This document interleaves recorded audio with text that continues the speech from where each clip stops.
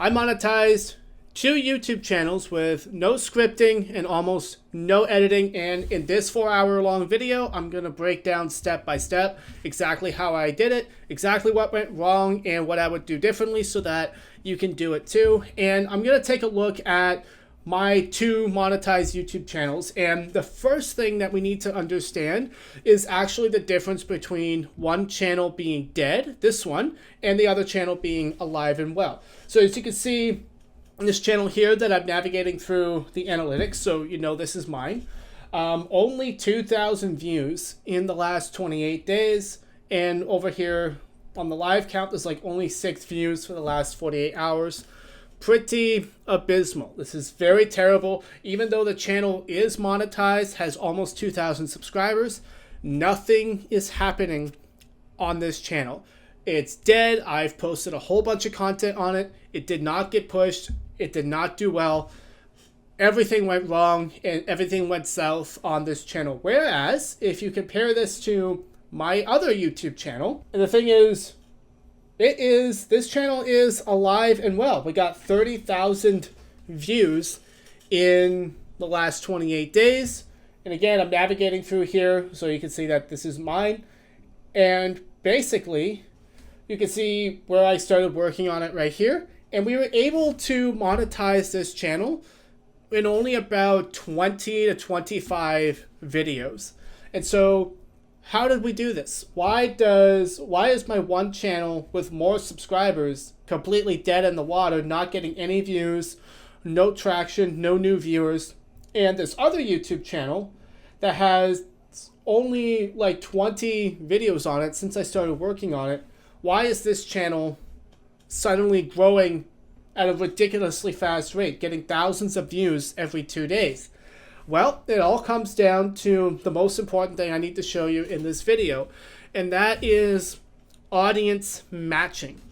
The difference between the good channel that I have that's doing very, very well and the channel that is not doing well is that we have matched the audience and we continue to meet the expectations. And so the channel is very consistent in terms of who the videos are for. Now, I know you'll have a lot of people tell you about how you need to, make your titles and thumbnails, and then you need to also pick the right topic, but you also need to make sure that the topics you pick are right for the specific audience that you have chosen for your channel. So audience matching, this is the most important thing. The algorithm needs to know who this channel is for. And so what a lot of beginners do, the big mistake that a lot of beginners make, is that they mismatch their algorithm, they mismatch their audience. They make a vlog style video, and then they'll make a presentation style video, and then they'll try to make a highly produced, highly edited video. And those videos are not for the same person. And so a person who may want to watch a vlog of you in your garden may not want to watch you sitting down and talking through a whiteboard of the best seeds to get. It's the same topic. It's about gardening, but the videos are for different people. Are they there to learn? Are they there to be entertained? Always remember, people are not watching your channel for you. They are watching for themselves. And so what you need to do is you need to figure out the exact one kind of person that your channel is for, and only make videos for them. And I'm talking, what age are they? What struggles do they have? What pain do they have? What interests do they have? And what gender are they? Be very specific about who your channel is for, because honestly, that makes the difference between my one channel that is completely dead because I started making all of these different kinds of videos. I started making this video and videos about religion and politics and movie reviews instead of just sticking to the music reactions that I had trained the channel, that I trained my audience to like. And so when I started making different kinds of content, the algorithm was confused and didn't know who to give my videos to anymore. Now this becomes an interesting question of, can you actually reprogram the channel, your niche on your channel? And theoretically the answer is yes. Like if you pound the pavement hard enough and long enough, yes, you could probably reprogram the algorithm on your channel and your new niche will grow. But if you're just starting out, this is a very important mistake that I want you to avoid making, because this is fundamental to how we grow a YouTube channel the lazy way. All right, I'm going to show you the video, one of the most viewed videos on our channel. It's just me and my uncle plopped down in front of the camera. There's literally no editing. Didn't work. Yeah, so welcome back, guys. This is Steve. And the video even starts mid-conversation, right? But you could see 22,000 views down here. And we just did this like 20 times, and the channel got monetized. Now, why is that? Well, it's because of the audience match. We knew exactly who the channel was for. It was for people who are music fans and like watching people talk about music. And so me and my uncle, we did no editing, no scripting. We sat down, we play some clips, and then we give commentary on it, and we just let our personalities carry the video. And a certain group of people on YouTube really, really like that. And so they subscribed, they kept coming back. And what happened? Every time I made a new video, the algorithm knew who it was for, because the video was exactly the same as the last one. And so the algorithm would push it to the people that were already subscribed, and then it would push it to more people who were like them. Because the algorithm creates packages for each individual viewer that it thinks they will like. And so you need to pick one kind of person that your channel is for, and just make one kind of video specifically for that person, and then don't deviate, right? And I almost made this mistake with this channel. We were going to go into comedy and stuff, and then I really figured this out, and I was like, okay, no, we're not doing that. We're not switching it up. We're not changing it. We're going to continue to make the exact kind of videos that our audience wants. This way, every time we post a video, YouTube is like, oh, this is the exact same thing as the last time. Great, I'll send it to those people. And then I'll send it to more people like those people. And people keep on subscribing. People keep on getting good click-through rates. And the channel just keeps on growing on easy mode, right? We did this the lazy way. No scripting, no good editing.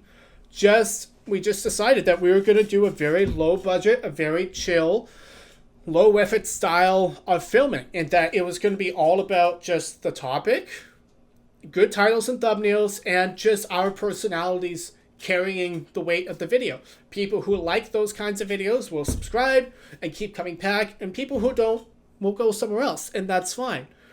But we ruthlessly committed to that style of video, and so people just kept coming on back. And so you need to figure out who the channel is for before you even start doing the topics and the packaging of your videos, which of course I'm going to teach you in the next couple hours. In this video, we're going to cover what style of video to make so that it's easier for you to actually make your videos, how to structure your time appropriately so that you do the most important thing most consistently. Then we're going to go through how to ideate, how to come up with ideas, scripting, titles, hooks, thumbnails, studio setup, camera confidence, how to speak confidently on camera, algorithm hacks that you definitely need to know, the right mindset to have, and then we're going to do a whole breakdown on how to stop procrastinating so that you actually use the information that I'm about to give you. So buckle down, get some notes, let's get into it. So what style of video should you make? Well, it's the style that you can actually consistently do. Like if you're working a 9-to-5 job and you're really, really busy, but you're trying to be a cinematic YouTuber where you travel halfway across the country and take a $3,000 camera with you and have a tripod and take all of these, like, you're not going to have time for that. You have work. You got work to do. You need to pick I understand you have a vision in your mind of what you want the channel to be like, but let's be realistic, okay? Step one is just getting it monetized so we can actually make you a little bit of income. You can make it what you want it. It can evolve to what you want it to be later when it's already paying you money and you've already been able to quit your full-time job, so you have more time to do this stuff. But in the beginning, the style of video that you should make is one that is simple, easy for you to do, and takes the least amount of time. You're busy. You're working a job. You got to go to the gym. You got to get groceries. You got to cook food. Maybe you have kids. You don't need to have the most elaborate setup and the best editing and multiple different camera angles to monetize a YouTube channel on YouTube from scratch. I know this because I've done it twice. One camera angle, some lights on my desk, sitting at my desk with a laptop and a mic and a cheap webcam. That's it. That's all you need, right? And so I'll show you how to do that later in this video, but you should be doing content that is easy and sustainable for you to do so that you actually reach your goals. I understand you want to make it this really elaborate thing and you want to be like the big YouTubers with millions of subscribers. They have all these different camera angles, but YouTube is their full-time job. And so they have the time to do that. But if you're busy working a job right now, you don't have time for all of that. And I know this because I've been there. You have probably already tried several times to do an elaborate video with lots of different shots and angles, outside, inside, lots of different editing effects, and what happened? I know what happened. You burnt out. You got tired. You ran out of time. You didn't get it done. You procrastinated on it because it was more than you could chew, right? That video is still not done, right? Exactly. We need to be honest with ourselves and understand the predicament that we're in. We have jobs. We have kids. We're busy. We don't have time to make big, elaborate cinematic videos. Is it possible? Sure. Is it something that you're going to be able to do multiple times, every single week? I find that unlikely. At least it was for me. If you can do it, that's fine. But for the rest of you that are really, really struggling with their content style and just getting stuff out the door that's interesting, that they like making, this is a style that you should be doing, okay? I'm going to break it down for you. It's super, super simple, okay? Pick a niche that you're passionate about, that you know a lot about, because this will make it easier for you to speak on it. If you know nothing about it, it'll take you hours and hours and hours a week to do adequate research in order to make the video useful.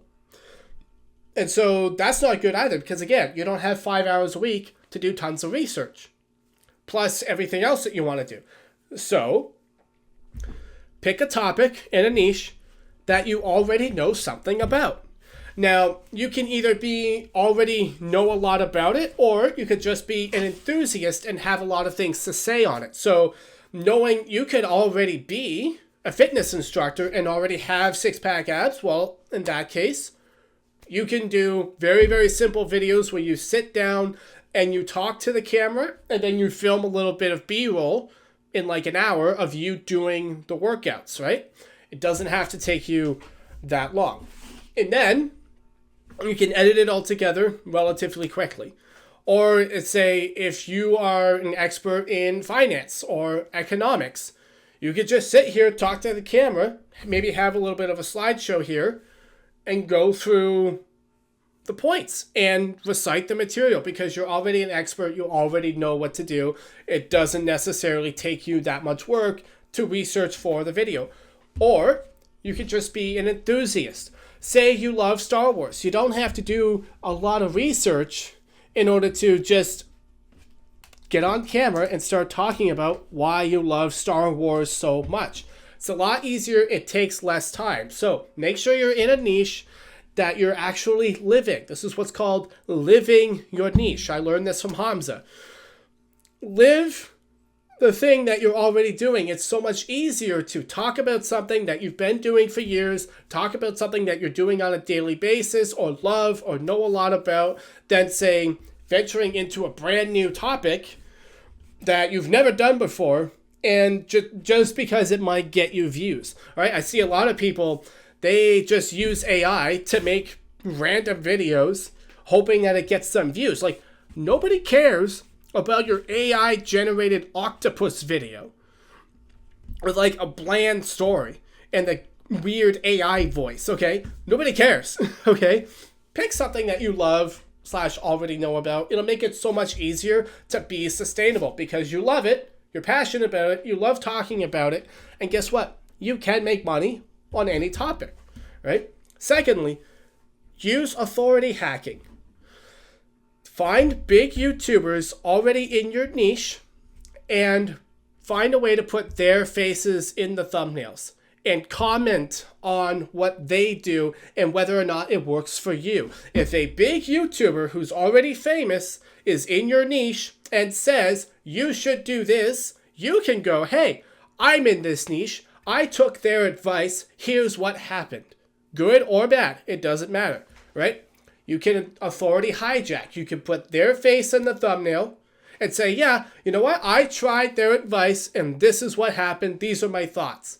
It's a lot easier to get views that way. Authority hacking. Because again, as we'll see in thumbnails, recognizability is important for getting people to click. Or it is one of the factors that gets people to click, right?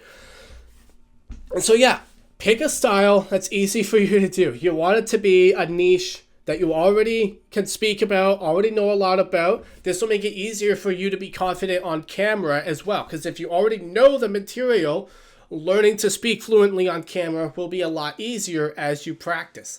Secondly is the setup.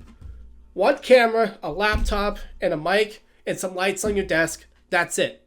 You can do a little bit of B-roll if you want to, but I monetize my YouTube channel just by sitting at a desk, looking at a camera, and sharing my screen with OBS.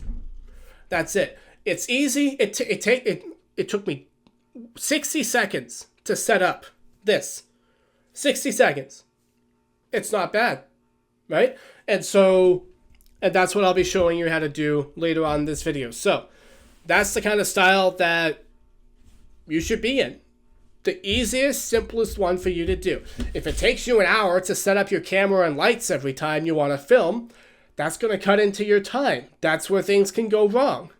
That's where time gets away from you. You get frustrated, you procrastinate. Don't do that. Pick a style that's easy for you to do so that it's sustainable. You actually get your videos out the door and you actually get views and you can actually get monetized. All right. And now I'm going to show you how you should be scheduling your time and what you should actually be focusing on. All right. So you take a look here. Most people do what's at the top here. All right. This is a terrible idea. Okay, you'll spend like 3 hours writing out a script word for word. I know some of you will spend 10 hours writing a script word for word. Never do that. It's not worth the time. You'll spend like an hour or two fiddling with your YouTube setup, and then because you procrastinate and are nervous and get anxiety around recording, you'll start and stop. It might take you an hour. You might stare at the camera for an hour and then hit record, and it'll go terribly, and you'll have to do all of these different takes, and you'll start and you'll stop, and it just takes you like 2 hours, and then people will spend like 3 hours editing, and then once you upload the video and you have time, it's like, oh yeah, I should make a thumbnail. And you spend like a few minutes in Canva throwing a thumbnail together. Then you just make up a title, right? That's what's at the top here. And that's what most people do. That's terrible. Never do that. Never, ever, ever do that. That is the worst way to spend your time. If you're a busy person, you're an entrepreneur, you're a 9-to-5 worker or a parent, you don't want to waste your precious time like this, all right? And that's for 2 reasons. One main reason. There's actually only 2 steps to getting monetized, all right? There are 2 rules to YouTube, only 2. Every other rule that somebody tells you has an exception to it of some sort. Every other rule can and has been broken by other successful YouTubers, okay? It's all just best practices. There's only 2 rules that matter. Make human beings click on your video. Keep them watching for as long as possible. That's it. That's it. Those are fundamentally the only 2 rules. It doesn't matter how you do it. Lots of people do it in very different ways. People do unedited vlogs and follow those 2 rules. Mr. Beast spends $1 million a video and he's following those 2 rules. All right. These 2 rules are universal and they work for every single channel, and every channel has to follow these rules or they will not get monetized. If you cannot convince human beings to click on the video, it doesn't matter how good the script is or how well edited it is or how clean your recording is, because no one will ever see it. You will never get the watch time, and YouTube will never push it because it has no watch time. All right? And so the first and most important thing is actually choosing a topic that humans want to click on, and then making a title and thumbnail that makes them click on it, and then actually having a hook/story that keeps them watching. All right? And so this is where your time should actually be spent. Topic selection, thumbnail and title, hook and story, very quick setup. And again, I'll teach you how to get your studio set up in this video, so it's very quick and easy for you. It takes me like 30 seconds to get set up for my videos now, by the way. Only 30 seconds. I'll show you why. Some recording takes much less time, and a little bit of editing. Again, I'm going to show you how to make all of those things take less time. Again, a lot of you are going to be perfectionists about recording and editing, and you want it to look so good. It's like you should only be a perfectionist in the beginning about topic selection and your thumbnail and your title. Because if you can't get the click, then keeping people watching with good editing and a script and story doesn't matter, because nobody's going to see it because they didn't click on it to begin with. Topic selection, thumbnail, and title is the first thing that you need to get good at. Hook and story is next. And notice we need to change our wording here. We need to change our language. A lot of you still say scripting. I don't script, okay? I don't write things out word for word. I craft a good hook that is word for word, 15 to 30 seconds. And then I outline a compelling story or list of information. All right, that's what I do. And because I know the topic that I'm talking about well enough, I can riff. And I can just talk to you like I'm your friend. And that's far more better than being a robot reading a script. Nobody likes that. Nobody wants a professor that's just going to be like a robot, you know, reading a script. And I had professors like that. It is so mine. I had a professor. I tell you guys. Let me tell you this story real quick and to illustrate my point. Okay, I had a freaking professor in college. The dude would load up the PDF of the textbook and put it on screen and read through it and walk through it and just sort of tell you about what's on the textbook. There was no dynamics. There was it was the most mind-numbing class ever. And he didn't use a microphone. And he had a really deep and soft voice, which is the exact frequencies that I have difficulty hearing because I'm partially deaf. So I was basically only hearing 65% of the class, and it was just him scrolling through the textbook. I was like, oh my God, are you kidding me? You don't want to do that for your videos, okay? Notice what I'm doing right now. I'm just talking to you like a friend. I'm moving around, I'm moving my hands, I'm chilling, I'm chatting with you, and that's a much better feeling for the audience and the viewer. And the way you do that is that you don't script everything word for word. You outline the thoughts and ideas and stories that you want to tell, and then you just casually rip through them and just be your most genuine and honest self. And this is something that you have to practice. I'm kind of good at it now because I've done like 600 of these videos. But that's what you should be practicing. You don't want to waste your time trying to get better at reading a script word for word. You want to spend your time getting better at taking an outline and turning it into a compelling narrative and just speaking to your audience like they're your friends, because that's so much more compelling than being robotic and reading a script. All right, so just to go over this again, you need to get the click, get watch time. What you should be focusing all of your time and energy on in the beginning is topic selection, thumbnails, and titles. Hook and story. Those are the most important things. If you don't have that, good editing won't matter. All right, now I'm going to show you how to do market research for your videos so that you're not just flying blind and making things up as you go along.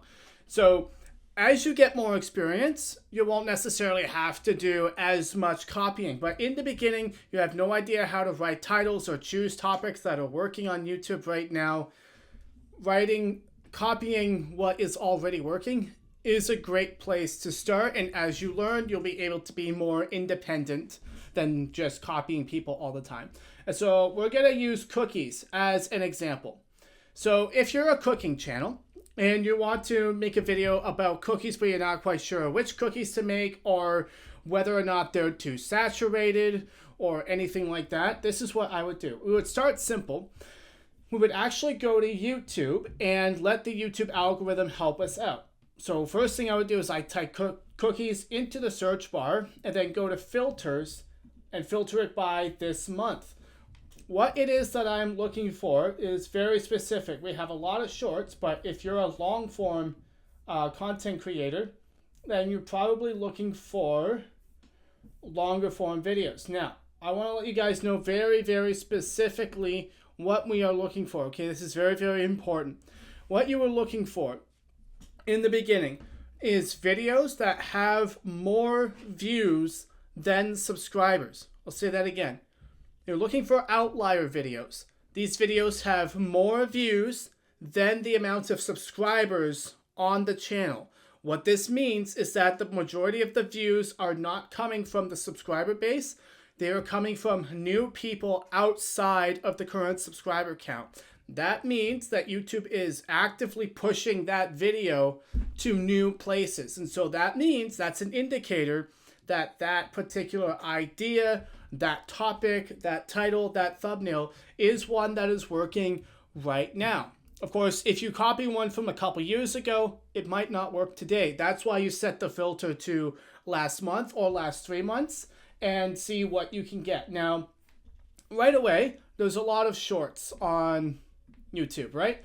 And so right away we can see we're not getting a lot right away. And so this is where we kind of expand our search. Like, what kind of cookies do you want to use? So we can do how to make cookies. And you could go specifically how to make cookies at home. And now what we do, again, it always resets. So make sure you search to this month. And now we can start seeing, oh, okay, well, more long form videos are coming up.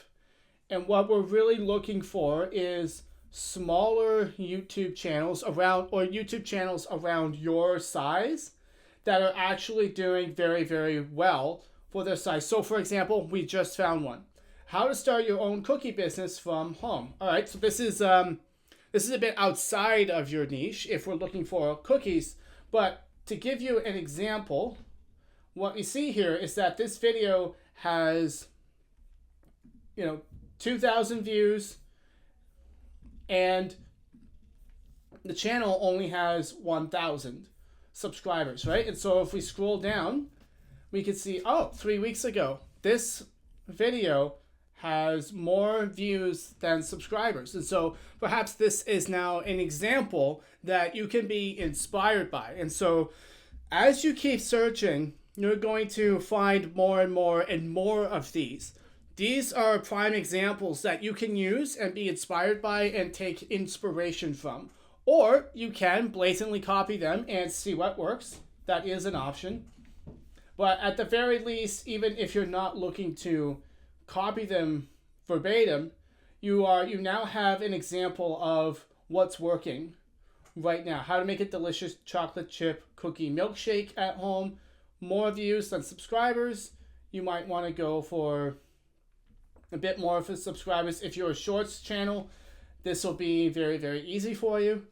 But it is kind of difficult, and I'm not going to lie to you. Like, this is a bit of a tiresome process, okay? But it is one of the most important processes because you don't want to just, fly blind and make something up and have no idea if the algorithm is going to like it or not. You have no idea if this is going to be worth your time, if it's going to be worth making. If you're going to put all of this time into choosing a good title, making the thumbnails, then you want to at least do some of this work beforehand so that you can actually have a decent idea of what's working in your niche right now so that you're not just flying blind. Now, scrolling on YouTube, this can take a while, right?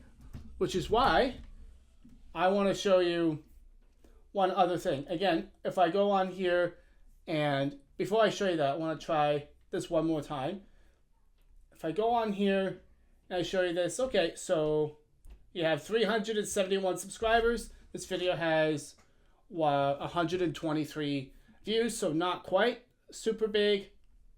But if you keep scrolling and scrolling and scrolling, eventually you'll start finding these smaller channels that are actually getting way more views than they have subscribers. And that's an indication to you that, hey, this is something I want to pay attention to. This is an example of the kinds of videos that I want to be making. And so, for example, if you go here and you go through this other channel, it's like, okay, they have 20,000 subscribers. And look, here's a video. You guys can't really see it all that well on that side.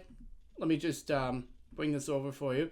But here on the end, this video, especially this one here, the best vodka marinara recipe, simple, delicious family favorite. So if you're a cooking channel, we spent 5 or 6 minutes so far scrolling through YouTube looking for something very, very specific within our niche. It's like, oh, we found a video that we can take inspiration from. It's verified to actually work because it has more views than subscribers. And you could take inspiration from the thumbnail, you could take inspiration from the topic and the title. And then, of course, you can always watch these videos and take inspiration from their hooks and how they structure their videos as well.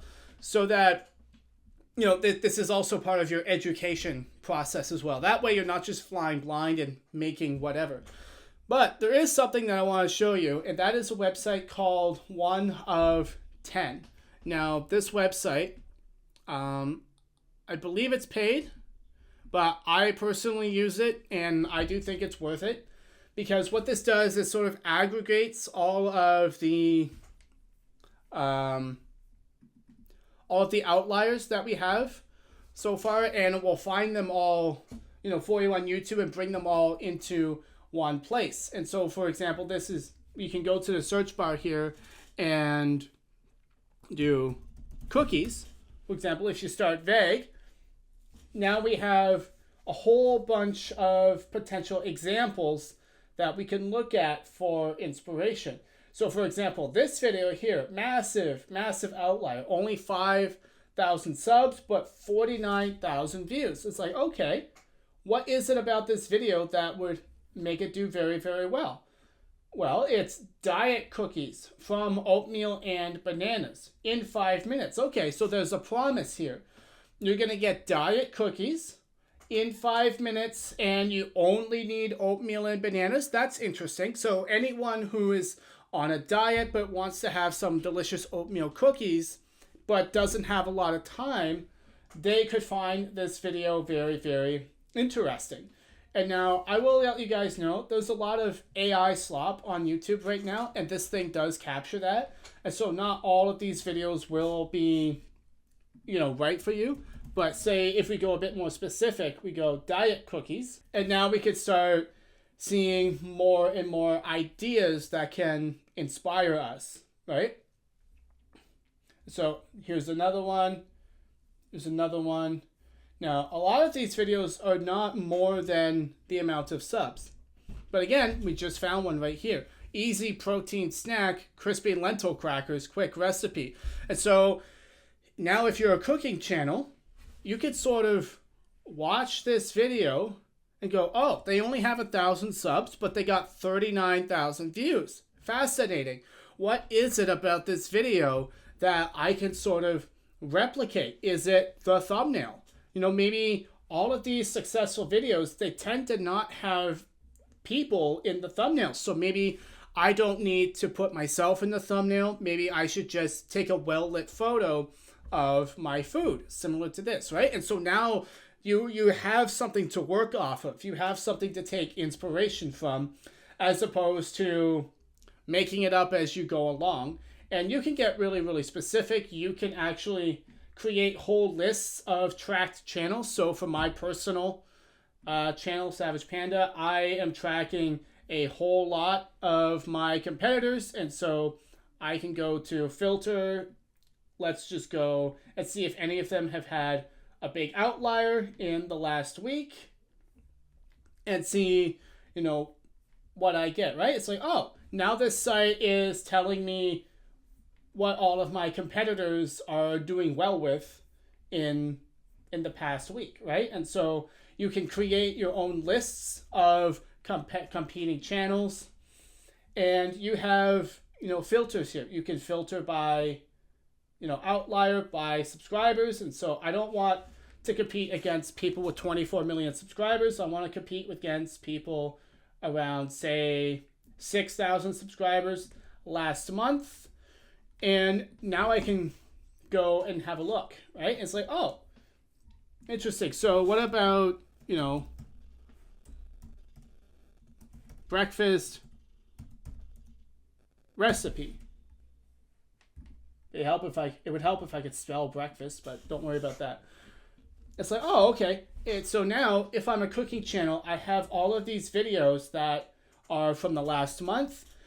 They're getting way more views than subscribers. Now I have something to take inspiration from. And you keep doing this after a while, and eventually you'll start to get a better understanding of what is actually working in your niche, what's not working, and you'll be able to actually start not just copying things, but actually start improvising on your own as you go along. And so you don't want to just randomly pick a topic that you're interested in.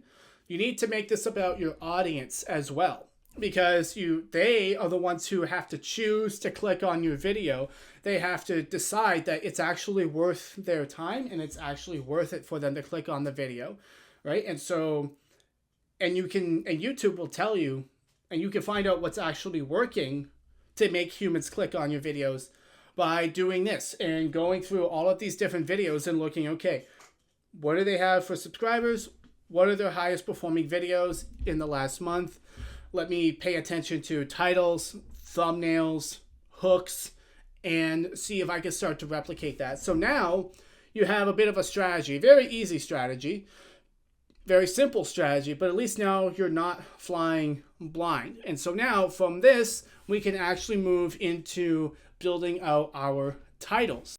I'm going to show you the fastest way to write your YouTube scripts that doesn't take hours of your time. And after making over 500 YouTube videos, I can definitely assure you this is the fastest way to do it. We're going to talk about what not to do, some cheat codes, and how to use AI correctly. Let's get started. The first thing we got to talk about is writing it word for word. Guys, you will sound like a robot if you're reading a script word for word. It takes too long to write it word for word, and it's not necessary to get subscribers and views and watch time on YouTube.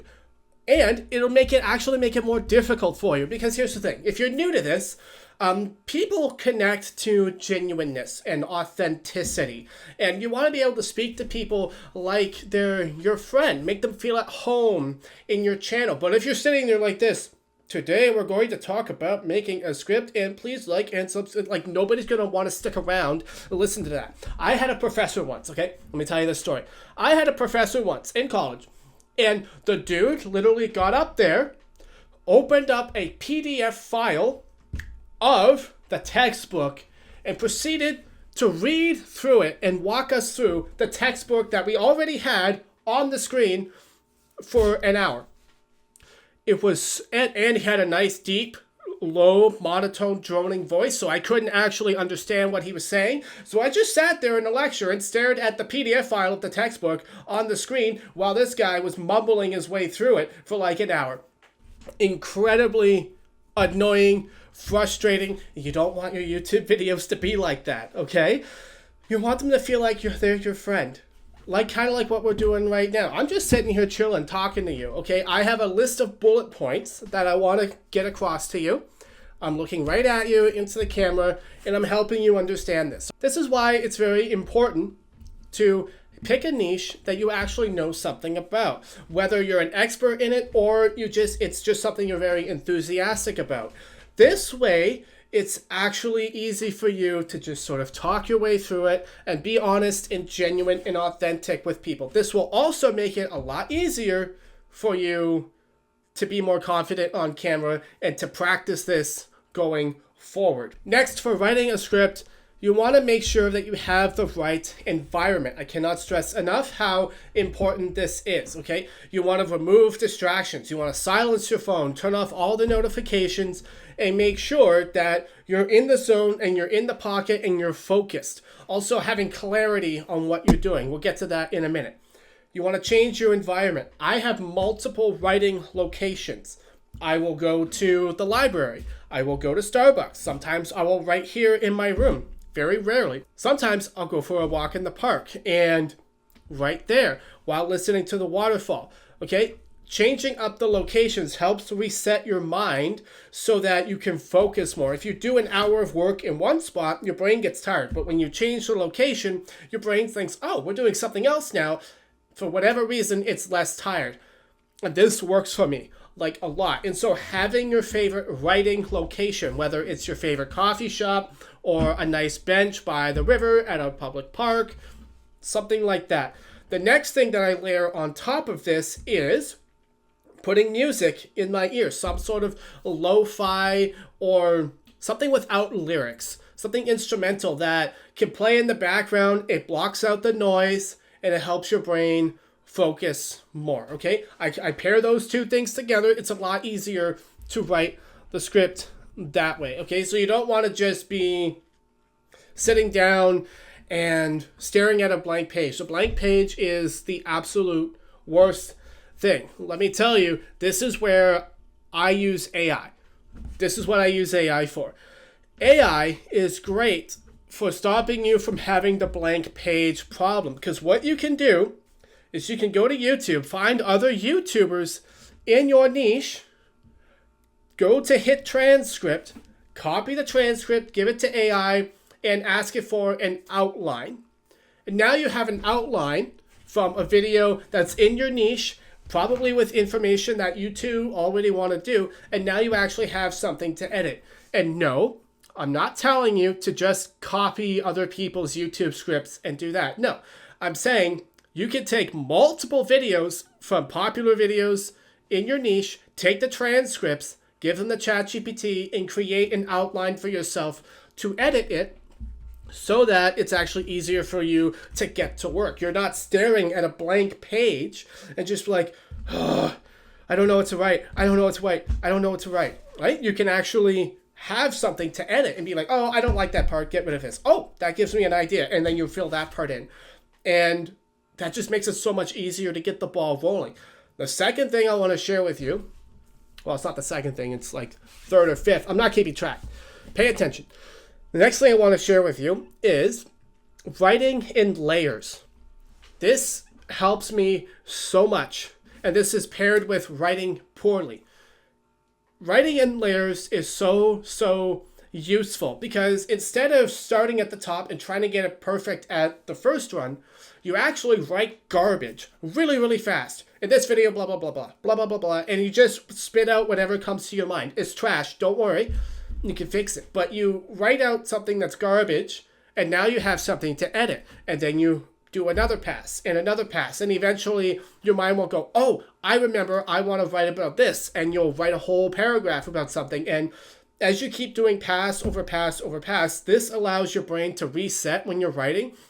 It's, as soon as you feel like you're stuck on one line and you can't figure out what to write, give your brain a break and write out something else. Move down to the next line and edit it or write something new, and then circle back and go through, because the time that you're writing out the rest of it, your brain is still working on the idea subconsciously. And by the time you get back down to the part that you were stuck on, your brain will probably have something for that. And it'll have inspiration just by giving your brain a break from that particular line and moving on to the other parts of the script. You can actually use inspiration to your advantage. Just give it a little bit of a break. Let your subconscious mind work on it. Go through the rest of it. And as you're working your way through it, another line will give you inspiration. You go, oh, that's what I want to write. And then you can jump to the other part of the script and fill that out and keep writing in layers until eventually you actually have a pretty decent script all lined up. And remember, you don't want to write it out word for word. You write out an outline with important points that you can sort of look at and read through and go through, exactly like what I'm doing right now. This makes it so much easier to get your script done. It'll also make it easier for you to film your videos. Now, last thing I want to share with you on this is using the 5-second rule. When you sit down to write, you want to get into it as quickly as possible, because once you have momentum, it's easier. But a lot of times, just getting started is the hardest part. So I always just use the 5-second rule. You can tell yourself, hey, I'm going to work on this for just 5 minutes, and then I'm going to go 5, 4, 3, 2, 1, and I just start writing garbage. I write a garbage line and a garbage line and a garbage line, and that's what works for me. It's fast, it's easy, and it's way better than just sitting there with a blank page and going, okay, let me just write all of this out word for word in all one time. That used to take me hours. Now I can get my scripts done in like 30 minutes. And because I practice a lot speaking on camera, I'm able to just go through the outline and go, oh, don't remember, I want to talk about that. Okay. And then I can just give it to you guys this way, right? If you guys are looking for script templates that you can use, I actually have them as bonus features in the link below in my new course. You can check it out in the link below. As a bonus, I'm actually going to give you several script templates that you can use so that you don't have to start from scratch, and you can actually just start inserting your ideas very, very quickly. Check the link in the description. I hope to see you guys there. Now, when it comes to titles, you really should not be leaving it to the end to just make up a title after you've made the video. Your scripting process starts with coming up with a title, locking it in, and getting it right, so that when you're writing your script, you can write your hook to let people know that they're in the right place, and then you can write your script to fulfill the promise of the title in the hook. You can't really do that unless you actually have a good hook and a good title. So having a good title is actually the first step of the script writing process. Now, let's get into it. So, titles. Here, we're going to go through what not to do. If you have no clear benefit for the viewer, they should instantly understand why they should click. And so, a lot of times people just make these very, very mundane titles. Another thing that they do is they just overstuff it with keywords, make it sound completely robotic. It's not even human. It's not even interesting. Very, very, very boring. You don't want to bore people right off the bat. People need to be interested in order to click on your video. And also, too many ideas. Titles with and. If you have too many things going on in your title, it can be confusing, and usually stick to just one subject. Also, too long. People are impatient, and they don't take time to read things on YouTube while they are scrolling. And so, if the title's too long, harder to read, harder to process. Making it too boring, you don't do any curiosity, no emotional pull. Don't worry, I'm going to show you how to do that. Or too clever or vague. Honestly, stop trying to be clever and just copy what is already shown to work. You don't want to be, special or reinvent the wheel. Just copy what already works. All right? Another thing that you don't want to do is just repeat the thumbnail in the title. Okay? That is wasted space. Okay? The 3 words that you have in your thumbnail, that's more stuff that you can take advantage of to create a curiosity gap, which we'll go into in a second. So don't just copy what's in the title for the thumbnail, or copy what's in the thumbnail for the title. You also don't just want to copy competitors word for word. You want to actually copy the model and the ideas and the way that they structure it, but just writing titles down word for word, I haven't seen that to be super effective. And as we said before, last minute title writing, not a good idea, not super effective. Using boring words. Here's an example. How to film YouTube videos versus how to film cinematic videos like a pro, right? You want to have these words that have power words and create more curiosity, which is the curiosity gap. The curiosity gap is basically what makes people want to click on your video. You could do this with your thumbnail and your title. You don't want to have just the exact same words in your thumbnail. You want to be able to ask a question. You want them to see something and think, am I going to be surprised by this? Or the answer will shock you. Or you want them to have this emotion where it's like, that's weird. What is this? What's going on here? And so you don't want to just write random titles. You want to write titles that help create this gap. So there's 4 types of power words that you can insert into your titles. You have totality. So an example would be ultimate, complete, all. You have authority, pro, expert, master, urgency, and exclusivity, hidden. It's a secret, or before it's gone. And so what you can do is you can go to your niche on YouTube and start scanning through all of the most popular videos and look for power words that are most recurring, and then start inserting those into your titles because you want to copy what works. Here's a couple title templates that you can use. So get your pen and paper and write these down or type them into your doc or whatever, because this is a great starting point so that you don't have to start from scratch. Titles such as "Do this strategy/trick to achieve goal."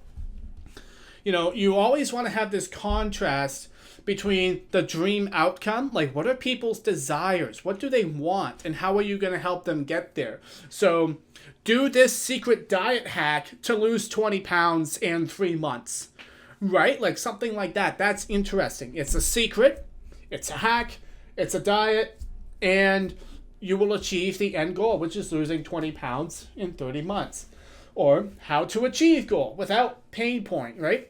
People are always trying to move towards desire and pleasure and avoid pain. And so if you can create a duality in your title and give them both, that would be a lot more interesting, right? And so, and of course you can have the secrets to achieve goal, or why common belief is wrong and what to do instead.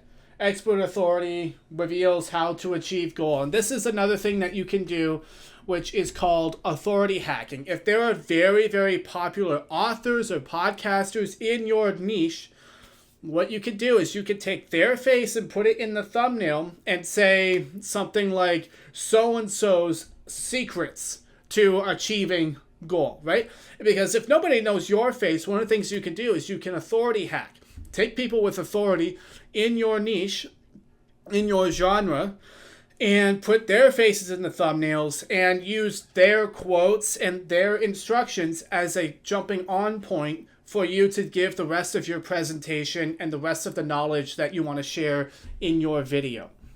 All right, so one of the other, and also there's the EIC strategy, which is emotion, desire, curiosity.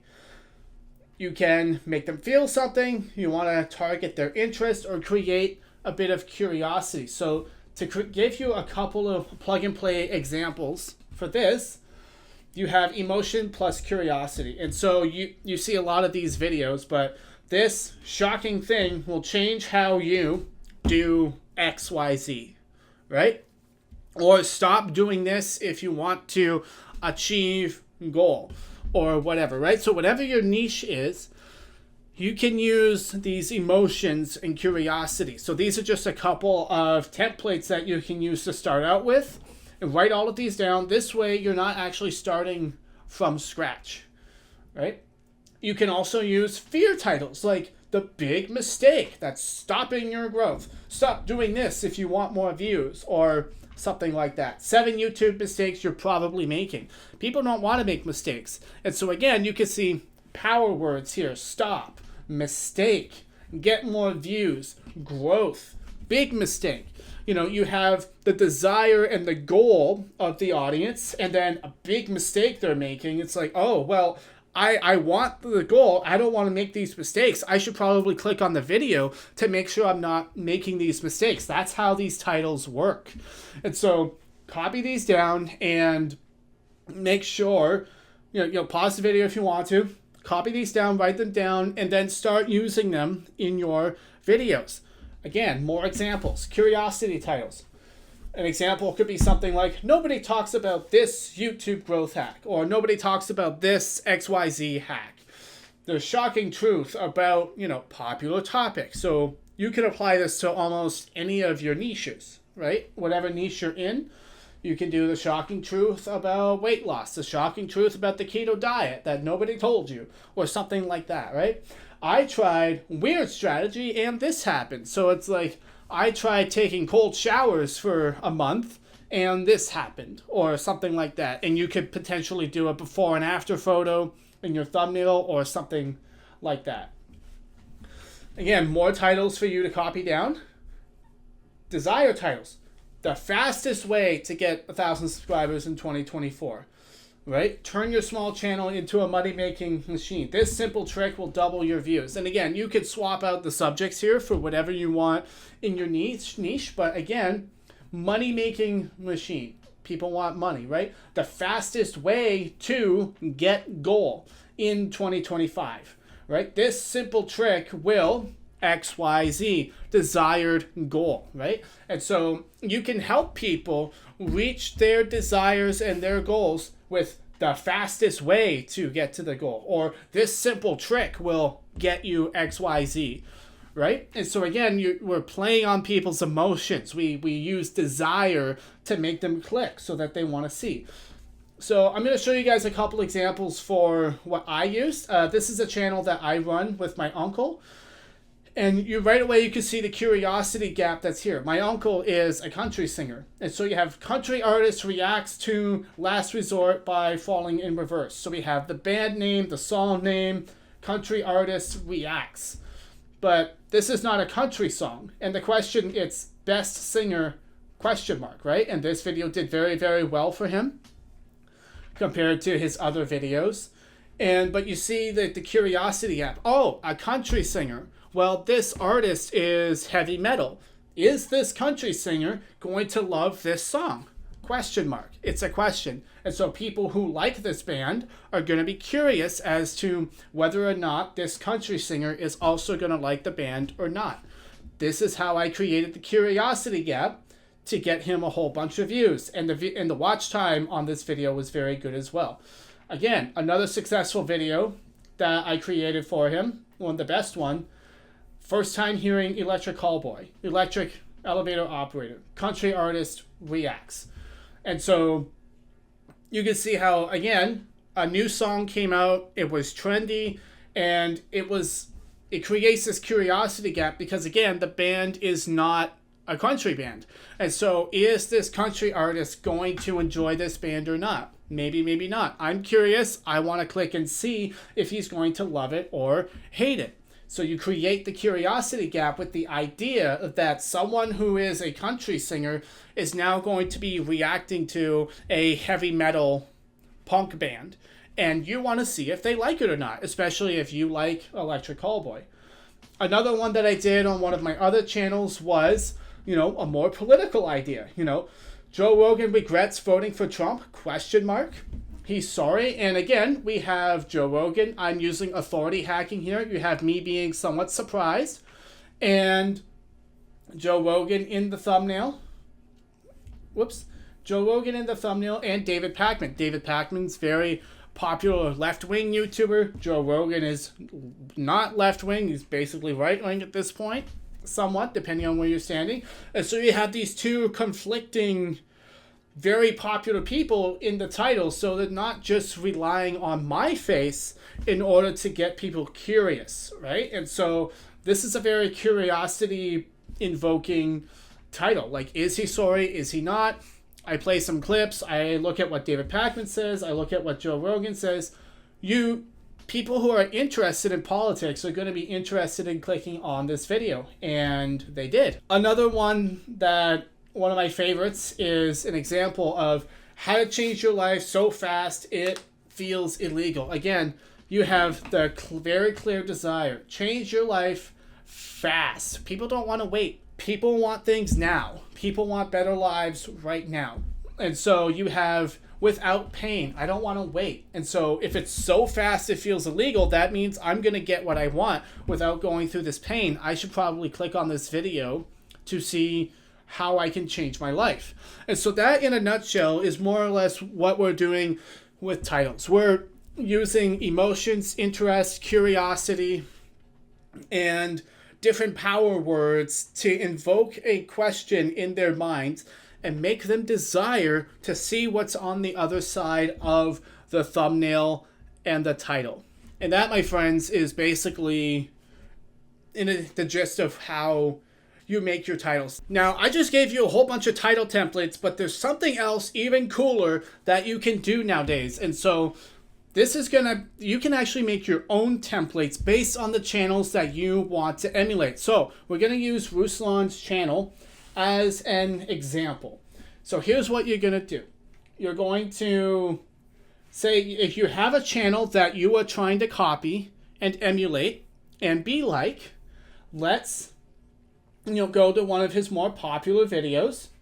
Now, right click, copy link address. We're going to go to getyoutubethumbnail.com. There are other sites for sure. Get YouTube thumbnail, right? And so now I'm going to copy this image, go to ChatGPT. Now you can download this or you can screenshot it. I'm just going to screenshot it to make it easy. But you take a screenshot of the thumbnail, you upload it to ChatGPT, and then what you do is you're going to click on the video, and you're going to take the title, copy the title, and give the title to ChatGPT. And then you're going to give it instructions. I want you to create a template that I can use to emulate these titles and thumbnails.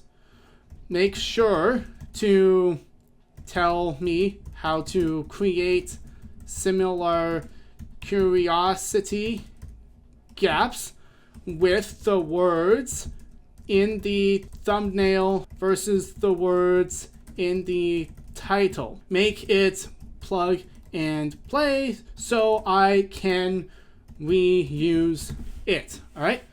I can zoom in for you guys so you can see this. Now, you could take a lot more time and build this out. And the cool thing with ChatGPT is it's super smart, so you don't actually have to be good at spelling. And so now you gave ChatGPT the title, the thumbnail, and instructions to tell it, hey, I want you to give me a template and a blueprint that I can copy based off of this channel. And now here we go. Now, the cool thing about this is you can be as in-depth as you want. You can take 50 titles and 50 thumbnails from all of the different channels that you want to emulate, and you can give them to ChatGPT, and it will give you rules. Keep it clear, searchable, contextual, include names people recognize for click-through rates, such as Schultz, Rogan, or Tate. Don't give away the emotional, shocking moment. Save that for the thumbnail. A thumbnail design template. 3 faces max, person being confronted, Jesus center as focal point, often the shock image, speaker or host, right? And so, quote or trigger phrase in bold yellow / white text. You're wrong. Who is this? That's insane. He died for you, blah, blah, blah. Right? And so, think about how much more in-depth this would be for you if you actually took the time to go through all of your favorite channels, all of your favorite YouTube channels that you want to emulate and you want to be like, and you took their top performing videos and did exactly what I did just now. Screenshot the thumbnail, give each thumbnail to ChatGPT, and then give ChatGPT the title and let it compare and contrast the words in the thumbnail with the way that the title structure. Give it 50 or so examples and ask it to make you a template.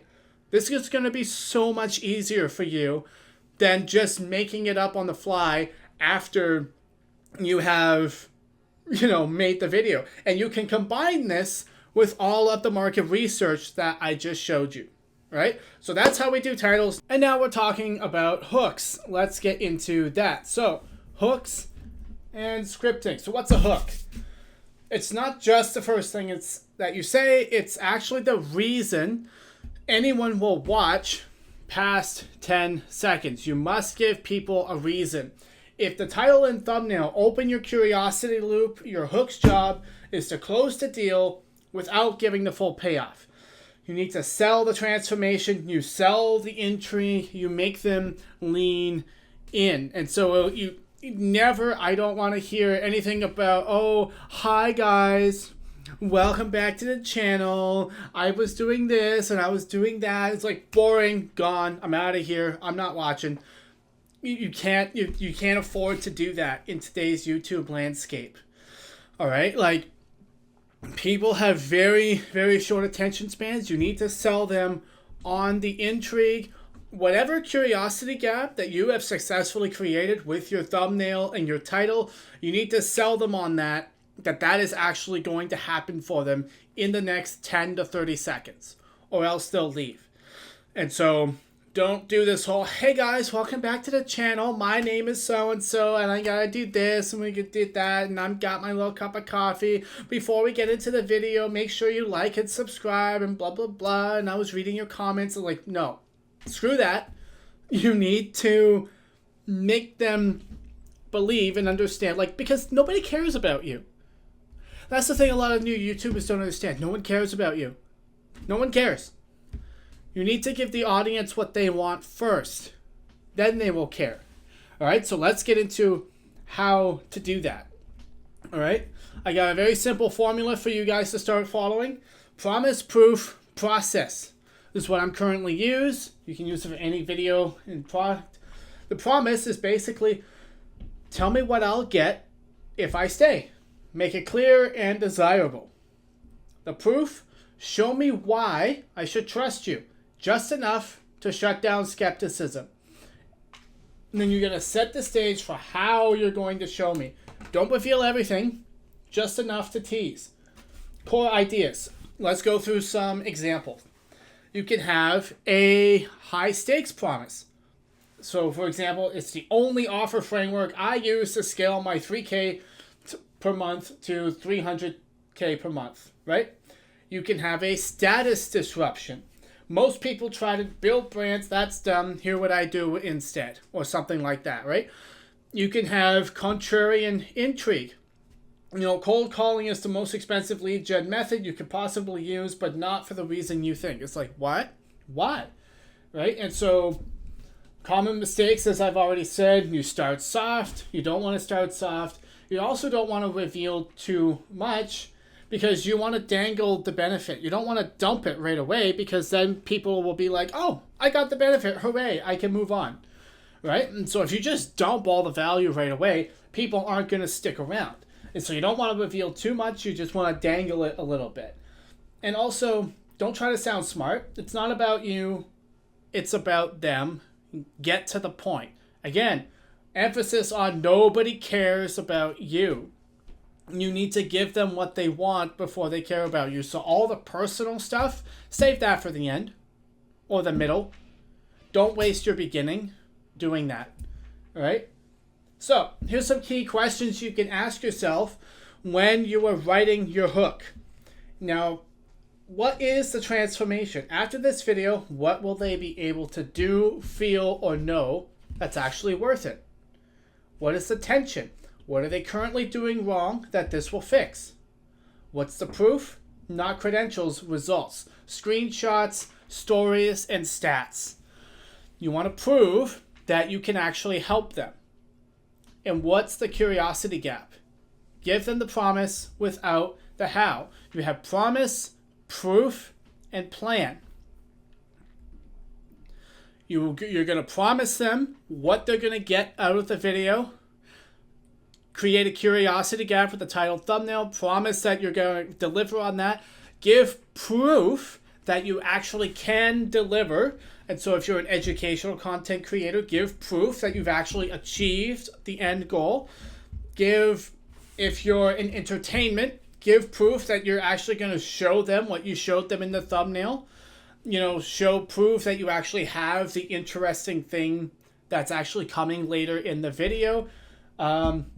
and then give them the plan, which is, in this video, I'm going to reveal to you these specific steps, but don't give everything right away because then there's no reason for them to stay. So you want to dangle it with the plan. That's how we do that, all right? So these are the key questions you want to ask yourself when writing your hook. Now let's get to some template ideas. I used to struggle painfully. Now I brackets crush it. Here's what flipped everything, right? And so whatever you're trying to fix, I used to struggle with XYZ, but now I get XYZ results. Another thing you can do is most creators believe XYZ, but here's why that's killing your growth. Again, you can be contrarian. Or you could do this ugly / unpopular tactic made me 100K last month and no one's talking about it. You can do something like that.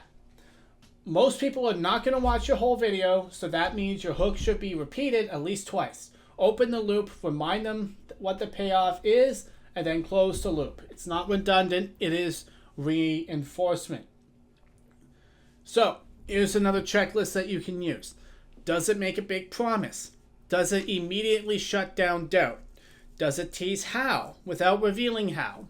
Would you stick around to see the end? So let's go through some examples. So for example, in entertainment, a hook can be promise, stakes to mystery. What's the outrageous situation or emotional roller coaster? What could go wrong? What's the potential cost? Mystery, tease an unexpected twist or payoff. You know, I challenged a billionaire to a hide and seek game. Loser gives away 100K, right? So you want to have stakes, mystery, promise. And so for intrigue, you could have claim, intrigue, unveil. You know, you could drop a spicy opinion or a shocking truth, tease something hidden, rare, or unbelievable. And then in the unveil, you can hint you'll reveal proof or new info later. So again, dangling a little bit of a tease as you go. Cooking or DIY. You have result, curiosity, simplicity. You can show the end result immediately, make them wonder how you got there, and reassure them that they can do it, right? And so different genres, you can do this in different ways, but ultimately the core ideas are there in its curiosity and proof.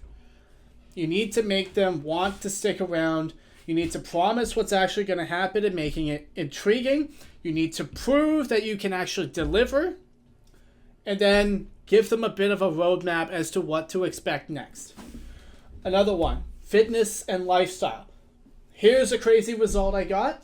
So you can do transformation, skepticism, and no, it's not what you think. Path, I'll show you how I did it, right? Very, very simple, very, very clean. This can be very, very effective as well because you have proof now, right? In the transformation, you've proven that you've gotten specific results, and then you've created intrigue by saying, no, it's not the typical method that you're thinking of. And then you can say, in this video, I'm going to give you a step-by-step breakdown of how it actually works, right? And so that's basically the gist of hooks. And again, as I showed you with titles, what you can actually do is you can go to YouTube, find your favorite YouTubers that have really, really good hooks, and you can actually go to the transcript section, copy the transcript, give it to ChatGPT, and ask ChatGPT to give you a plug-and-play template that you can use to get started so you don't have to write this stuff from scratch. Now, let's get into how do I actually write my hooks on a daily basis and how do I actually get them done in a decent amount of time? Because I know that's something that a lot of you struggle with. It's how to actually write your scripts in a way that doesn't take you a ridiculous amount of time. So I'm going to show you the fastest way, and let's just get straight into it. So I'm going to cover 3 things for you. Biggest mistake most YouTubers make. I'm going to cover some cheat codes, and I'm going to show you how to use AI properly. Okay, and so number 1, first thing you have to do is do not script your scripts word for word. That is a massive waste of time. Do not script your videos word for word. Now, if we did what I've already told you to do earlier in this video, which is pick a niche that you actually know something about, or something that is opinion oriented, so that you don't have to do a lot of fact checking or research because it's just your opinion, then you can just riff and you don't have to script everything word for word. Now, I know a lot of people, you need to script it word for word because it's very, very difficult for you, and I get that, but you want to start moving towards, with practice, just using an outline. You will save yourself so much time, and you'll actually come across as way more genuine. Like right now, I'm reading an outline. None of this is scripted. It's scripted in that I have an outline of bullet points of the main things that I want to share with you. But the words I'm speaking right now, they're not scripted. I'm staring straight into the camera, right? I'm not reading a script. There's no teleprompter here. I'm too cheap for that, right? And so you can see that I'm looking at bullet points right now. And so you don't, and it's something that you can practice, right? I've done this like 500 times at this point. So of course it's easier, but you want to start pushing yourself to get to a point where you can just practice this on camera a lot of times and just be more genuine and more honest. Now, if there's a really, really important thing that you want to say and you want to get it right, of course you can read it out word for word. You can even make a joke and bring people on the inside joke and be like, yeah, guys, normally I'm just talking to you guys, but this is really important, so I'm actually going to read it word for word so I don't mess it up, right? Like, you could just be really, really chill and just be like, and just don't be insecure about it, right? And just be like, hey, guys, you know, I'm still new to this, so if there's something important I want to tell you guys, I'm just going to read it off a script to make sure that I get it right for your benefit, right? Something like that. And if you mess up, you could just say, you know, hold on, excuse me, one sec. What I mean to say is, and you know, we're going to get to this later in the video. We're going to have a whole section on camera confidence, so don't worry about that. But I'm going to teach you more about this later, but ultimately, this is the fastest and easiest way. If you're going to write a 10-minute video, word for word, that's going to take you a long time. If you're working a full-time job and doing this and that, maybe you have kids, or maybe you're just really, really hard working, like that could take up your entire week to get a word for word script right. Whereas if you just go thought for thought and speak from the heart and accept that it's going to be a little bit challenging in the beginning and just say, hey guys, I'm new to this and I'm going to get better as I keep going, but I want to give this to you because it's important, then you can just be honest and just go for it, right? And so bullet points makes a huge, huge difference. Going thought for thought, not word for word. And besides, being robotic is the worst. If you're reading a script word for word, chances are it's not going to sound great. It takes a lot of talent and practice to actually read a script word for word and make it sound natural. All right, chances are you're not going to do that, and your monotone, robotic voice will actually drive viewers away.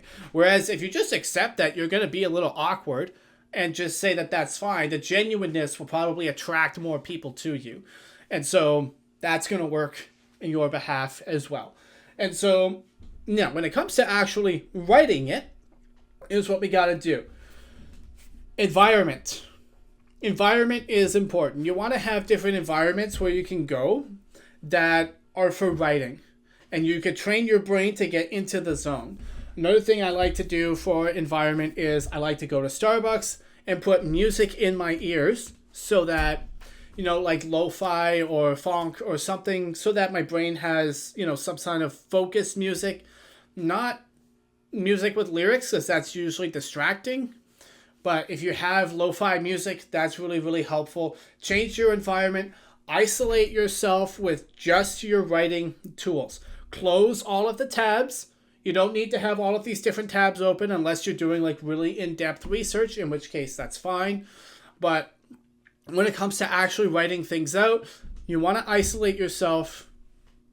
Put some music in your ears, remove all distractions, turn your phone off, put it on no disturb mode, put it on do not disturb mode, and just get to work and keep writing. And you'll find that you get into the flow state. But you're going to have some difficulty starting at first because it's the blank page, right? One of the things that you can do for getting rid of the blank page problem is use AI. If you have an idea of what you want, you can just write out a couple bullet points of what you want to say, give it to ChatGPT and ask ChatGPT to say, hey, look, give me a bit of an outline that I can insert my ideas into so that I'm not starting from scratch, right? Another thing you can do, if your topic is something that a lot of other YouTubers have already done, what you can do, go to YouTube, go to those videos, copy the transcripts, give all the transcripts to ChatGPT, and then tell ChatGPT to outline all the information for you, consolidate repeating facts, make it an outline so that I can edit it very easily, and boom. You've taken like 5 different YouTube videos on the exact same topic, you smashed it all together, and ChatGPT now gives you a whole outline of all the information that other YouTubers are giving, and now you have something to edit. So it's actually a lot easier to get started. You don't want to just copy everything word for word and read from a ChatGPT script because that probably wouldn't be very, very genuine, but it gives you something to work off of instead of starting from scratch. I never, ever, ever start from scratch with my scripts. I always immediately find a YouTuber who's already talked about this topic, go to show transcript, copy the transcript, give it to ChatGPT and say, hey, make me an outline for a video based on this, keep all the information, and boom, there's an outline. And then I can go in and change things around and make it my own. I don't have to start from scratch. And so that is definitely one of the fastest way to get over the hump of the blank page. And another thing that you can use is the 5-second rule. If you know what you have to do, write down the next task and say, I'm going to go to YouTube and open up a particular video, copy the transcript, give it to ChatGPT in 5, 4, 3, 2, 1. You count down from 5 and you just go. Eventually, your brain will get enough practice to start automating the process. I now write in a single morning what it used to take me 2 weeks to write. And that's just from pushing myself. Every time I get distracted, take a deep breath, return to the work. I put my phone down, I get the music back in my ears, and I go, okay, what's next? Oh, I need to write this part. 5, 4, 3, 2, 1. Back into the work, just for 5 minutes. And combine that with what I'm about to tell you next. It's very, very important. The layer method is what I want to share with you. You don't try to write everything perfectly as you go. And so that would be like trying to get the hook ready, getting everything almost perfect as you go down, and just writing it right, getting it perfect right away. That never works for me. Don't do that. Instead, you want to write garbage and write in layers. And so if you get ChatGPT to give you the outline, or you make the outline first and then you give the outline to ChatGPT, then give it the transcripts and have it populate the outline for you, you can do that. And then you write in layers. And so you make small changes as you go. And so you write your hook. I want to do this, this, this. And in this video, I'm going to show you this. And here's my proof that I know what I'm doing. Number 1, point 2, tip 3, and you write in layers. You write it badly the first time, get it all the way down to the end so that you have something there to edit. And then you do passes, right? And so instead of trying to get it all done very, very quickly, very, very slowly, your brain just gets blocked. And it's like, I don't know what to write, and I'm so afraid of writing something bad. The unlock is to actually write bad stuff and just go, here's a line, here's a line, here's a line, here's a line. Oh, don't forget to write about this. Don't forget that. You make it all the way to the bottom, and now it's complete. It's trash, but it's complete. Now you go right back to the top, and you make it slightly better, slightly better, slightly better, all the way down again. Keep going, slightly better. Grab information, put it in, slightly better, slightly better. Take this part, move it up here, slightly better, slightly better. You do multiple passes. This allows you to reset each time. Okay, I just made a pass, take a deep breath, and now I can start again, right? Instead of trying to get it right perfectly the first time and it's just like, oh, I don't know how to make it right. What you'll find is when you're making passes over it really, really quickly, your brain actually generates more ideas because you'll work on your hook and then work all the way down and then grab a quote and put it in, and then that'll spark an idea, and then you'll go back up and fix your hook, and then you'll do another pass. You'll get an idea for this part, and so you'll go there and fix that part. And you'll find that the script, the outline, actually materializes a lot faster when you start by just writing random stuff that comes to mind and slowly tweaking it in layers. Right? So don't just start at the beginning and try to get it all right all the way down. That'll take you forever. You work in layers, gets done a lot faster, and I'll be honest, it's a lot more fun. It's a lot more fun. What else do I want to do? Oh yeah, I already said that. Okay, so, and guys, honestly, that is essentially what I do for my scripts.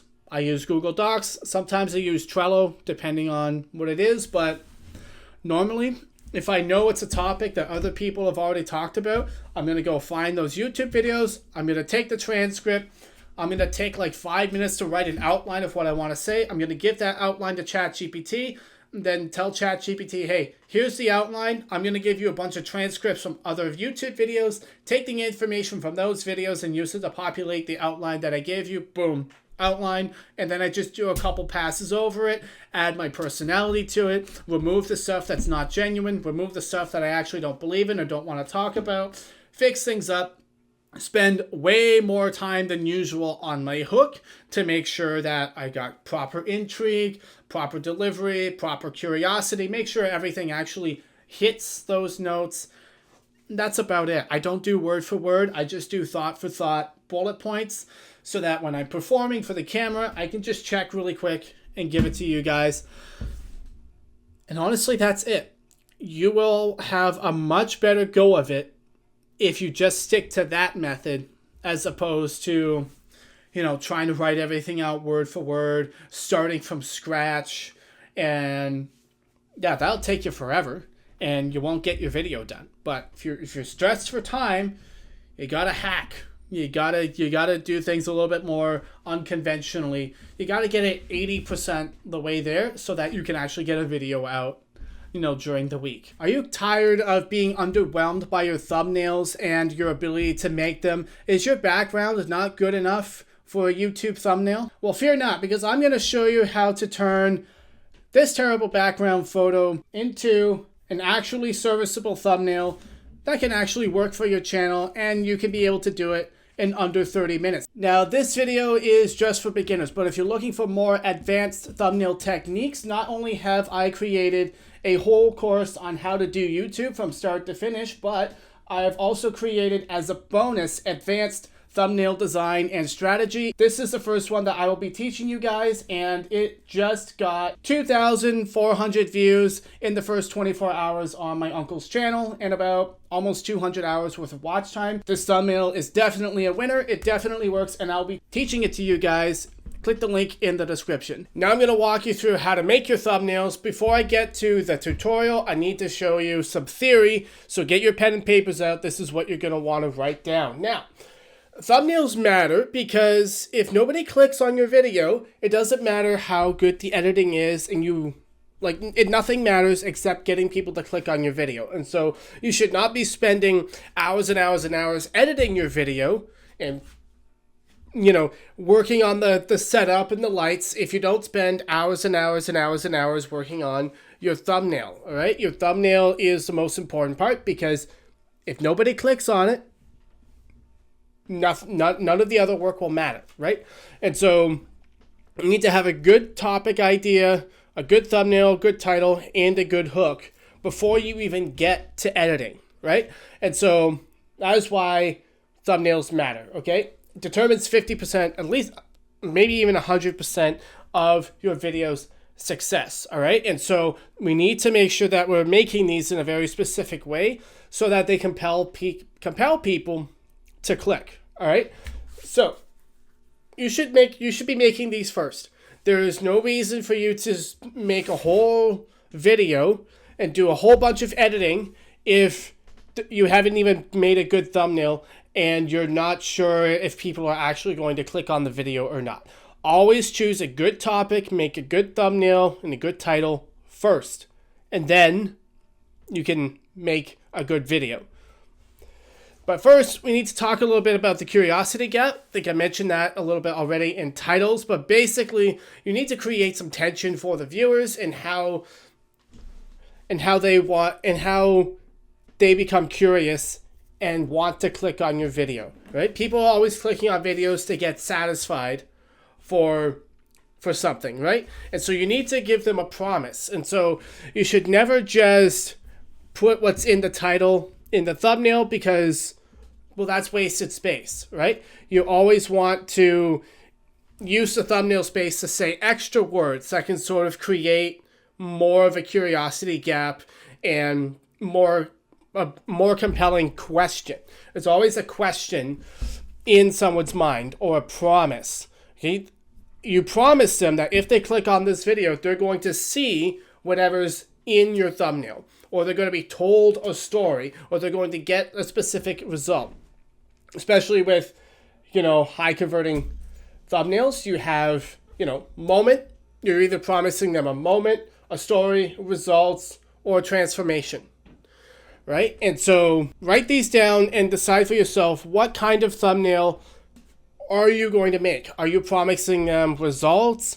Are you going to tell them a story? Is this going to be transformational?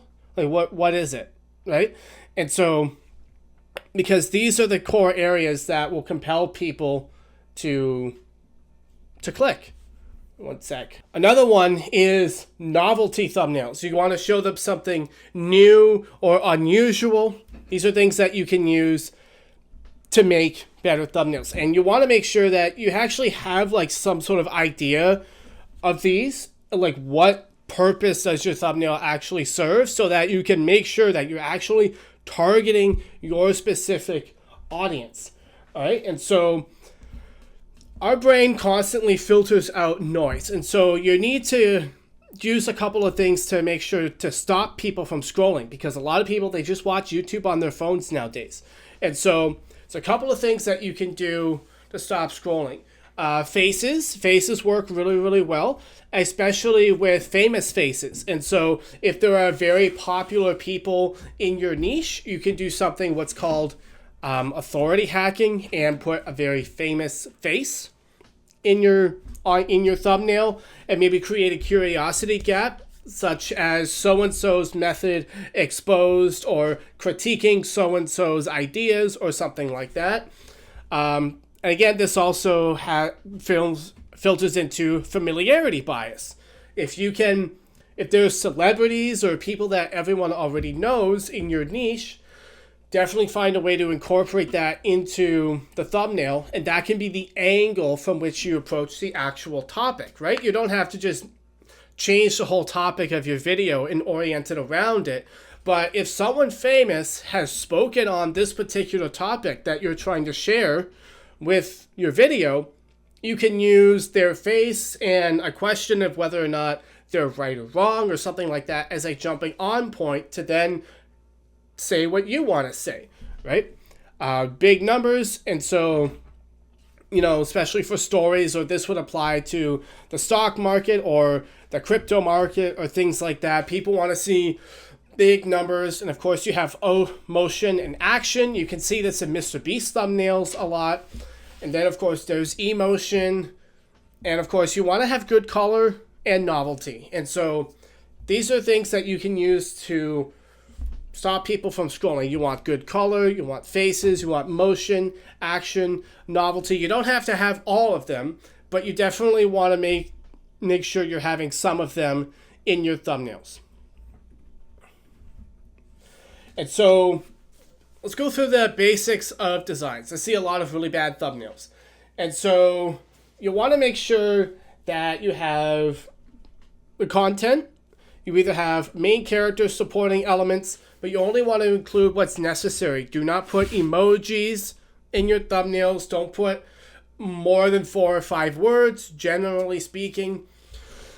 You want to have the main character. So if it's you, or it's your face, or if it's the result that you're getting, or if it's the thing that's in motion that will indicate to them that they're gonna see some kind of story. Like in a Mr. Beast thumbnail, he'll have a face, and then but he'll be pointing to like a train going towards a pit. That tells a story. This train is moving towards a pit, and I want to see what happens next, right? And so you want to have the main content of what's in the image, but also composition. You want to use the rule of thirds. Make sure that all of the main elements at left, right, or center take up like a third of the frame. You don't want everything just crowded and jumbled all over the place, right? Make sure there's symmetry. Make sure it has like some kind of appeal to it. You want to use leading lines such as arms, road, arrows. You can point to particular subjects. And so if someone is doing something in the video, you can have an arrow pointing to them. You know, lines that guide your eyes towards the subject. Also be mindful of the bottom right corner, because there's going to be like a little timestamp there. So that part of your thumbnail won't be seen. So I typically won't put anything important down there. It'll just be like this part of my chest. And of course, make sure it's balanced. You don't want everything crowded to one side and just a whole bunch of blank space on like the left side, for example. Make sure that you have good contrast. Like, make sure that the things that you actually want to stand out actually stand out. And so if your face is the most important part of the thumbnail, make sure your face is actually the brightest part and has the most contrast. You don't want the background to stand out more than your face, because people's eyes are going to be drawn to the wall behind you instead of your face. And so make sure you light your face and have a good, use saturation, hue, and contrast, but make sure that it's the most important part that's actually standing out. You don't want your face to be, sort of sunken and darkened with low saturation and then just have a bright background image. Like, that's not going to work. You want to do the opposite. You want to darken the background, have your face be brighter in that sense. Some rules for text and font. You should only include text if it adds like something new or important. Keep it under 5 words for the most part. There are some YouTubers that can break this rule, but generally speaking, try to keep it under 5 rules. Do not duplicate the title. Say something new, because that's just wasted space, right? You want to use the 5 words in your thumbnail to play off of the title to create a larger curiosity gap. And over time, you'll develop a consistent tone and brand, but you don't have to worry about that right away. You can experiment a little bit, but you do want it to start matching over time. And so there's different types that you can have. You can have a collage, so like items, images arranged to create intrigue. So like 1, 2, 3, like maybe 3 different food recipes. Especially if you're like a cooking channel, you can have a showcase, highlight just one main item. If you want split frame, single action of movement, and a reaction. A lot of reaction YouTubers will just have their face making an expression, and then the item that they're reacting to, and then 3 words that describe what they're feeling that plays off of the title. Right? And so a split frame, for example, would be something that you can use in the fitness niche, where your before and after photos, say, of your clients or something like that. A single action of movement could be something like a Mr. Beast thumbnail, where just one item is doing something, like it's him in a cave, or it's a train going towards a hole, right? And so another thing that you can do is match the thumbnail to the video payoff. When you're building out your hook, you want to make sure that you let people know that they're in the right place and what they saw in the thumbnail is actually in the video. This can be as simple as your face being the first thing that they see, or if you promise a headstand in the video, if you have a thumbnail with you doing a headstand and it's going to be like how to do a headstand, the first frame of your video should probably be you doing a headstand and then going into talking about it, right? Just so that they can visually see and understand that, yes, I am in the right place and I am going to learn how to do a headstand, right? And so you can use this idea for whatever your video is about. If you're a gardening channel and you have a very particular special kind of plant, make sure you show that in your hook so that at least they understand that they're in the right place. And of course, nowadays, you can create 3 different types of thumbnails and split test them. So make sure you do that. It's a feature on YouTube that you can use to increase the likelihood that your thumbnail actually works. And also you get to learn what works, right? So if you're new, create 3 different types of thumbnails that you think will work and wait and see what the algorithm tells you works the best, and then use that as a learning moment and take notes on the thumbnail that actually worked the best and just start replicating that more and more. And that's how you'll eventually have your own personal style as well. And it'll actually be based on what's actually demonstrated to work on YouTube. Of course, make sure you monitor your click-through rate to make sure that you're actually, like how often people are clicking, right? Click-through rate is basically, it's the percentage of people who view the thumbnail, how many of them actually click on it. You'll always want that to be as high as possible. And of course, a couple of quality tests you can do. What I like doing, especially, is when I'm in Photoshop, you zoom out and make it very, very small. Excuse me. You zoom out and make it very, very small. That way you can test to see if it's clear when you're scrolling through it on your phone, right? Because most people are going to watch it here on their phone, right? And so when you're in Photoshop, get the little magnifying glass icon and hit the minus button and zoom out, make it really, really small, and test for yourself to see if you can actually still understand what's going on. You know, there's a contrast test. It basically, like, does the most important part stand out? Make sure you're always looking at your thumbnail when it's smaller so that you can actually check, you know, if I just take a glance at it, can I understand what it's clearly about, right? And these are all tests you can do in Photoshop before you export it. All right, guys, now let's actually make the thumbnail, all right? So I'm gonna go to new file, and in YouTube, the thumbnails are 12 by 80, 720. So I've already had this created, but if you don't have it, you'll be able to go over here with the preset details and hit 1280, 720, and you can just set it to a white background because we're going to be bringing in our own photos, right? So we're going to go to create. Now, as we've seen, I've already taken my photos, so I go to File and Open, and I'm going to bring this over here so I can show you guys, but I have it organized so everywhere that I keep my expressions, that's the wrong one. And so scroll down to my folders. We're going to see, where is it? Raw Me Pictures. And these are the photos that I took with my phone yesterday. So I'm actually going to highlight them all and bring them all in. Now I have all of these different photos. I don't want that one. I want this one. That one's not as good. Well,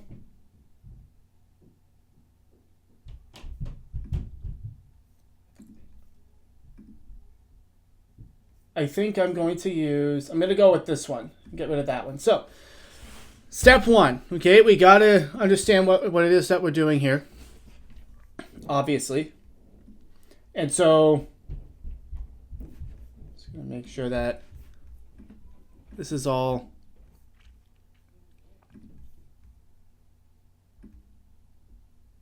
so that you can see everything.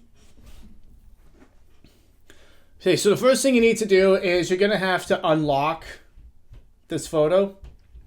And so you unlock it, and then what we're going to do is we're going to copy, just edit and copy, and we're going to go to our new thumbnail layer. You're going to hit edit and paste, all right? So now this is a very high resolution photo, which is great. So now we can grab the corners and drag it in and reposition it.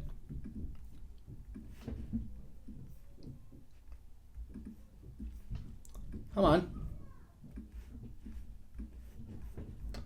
Bring it over, and then you just keep grabbing it and dragging it down, and then grabbing it until you have it more or less in the position that you want. And the great thing about this is that when you have a lot of extra space, you could sort of pull everything out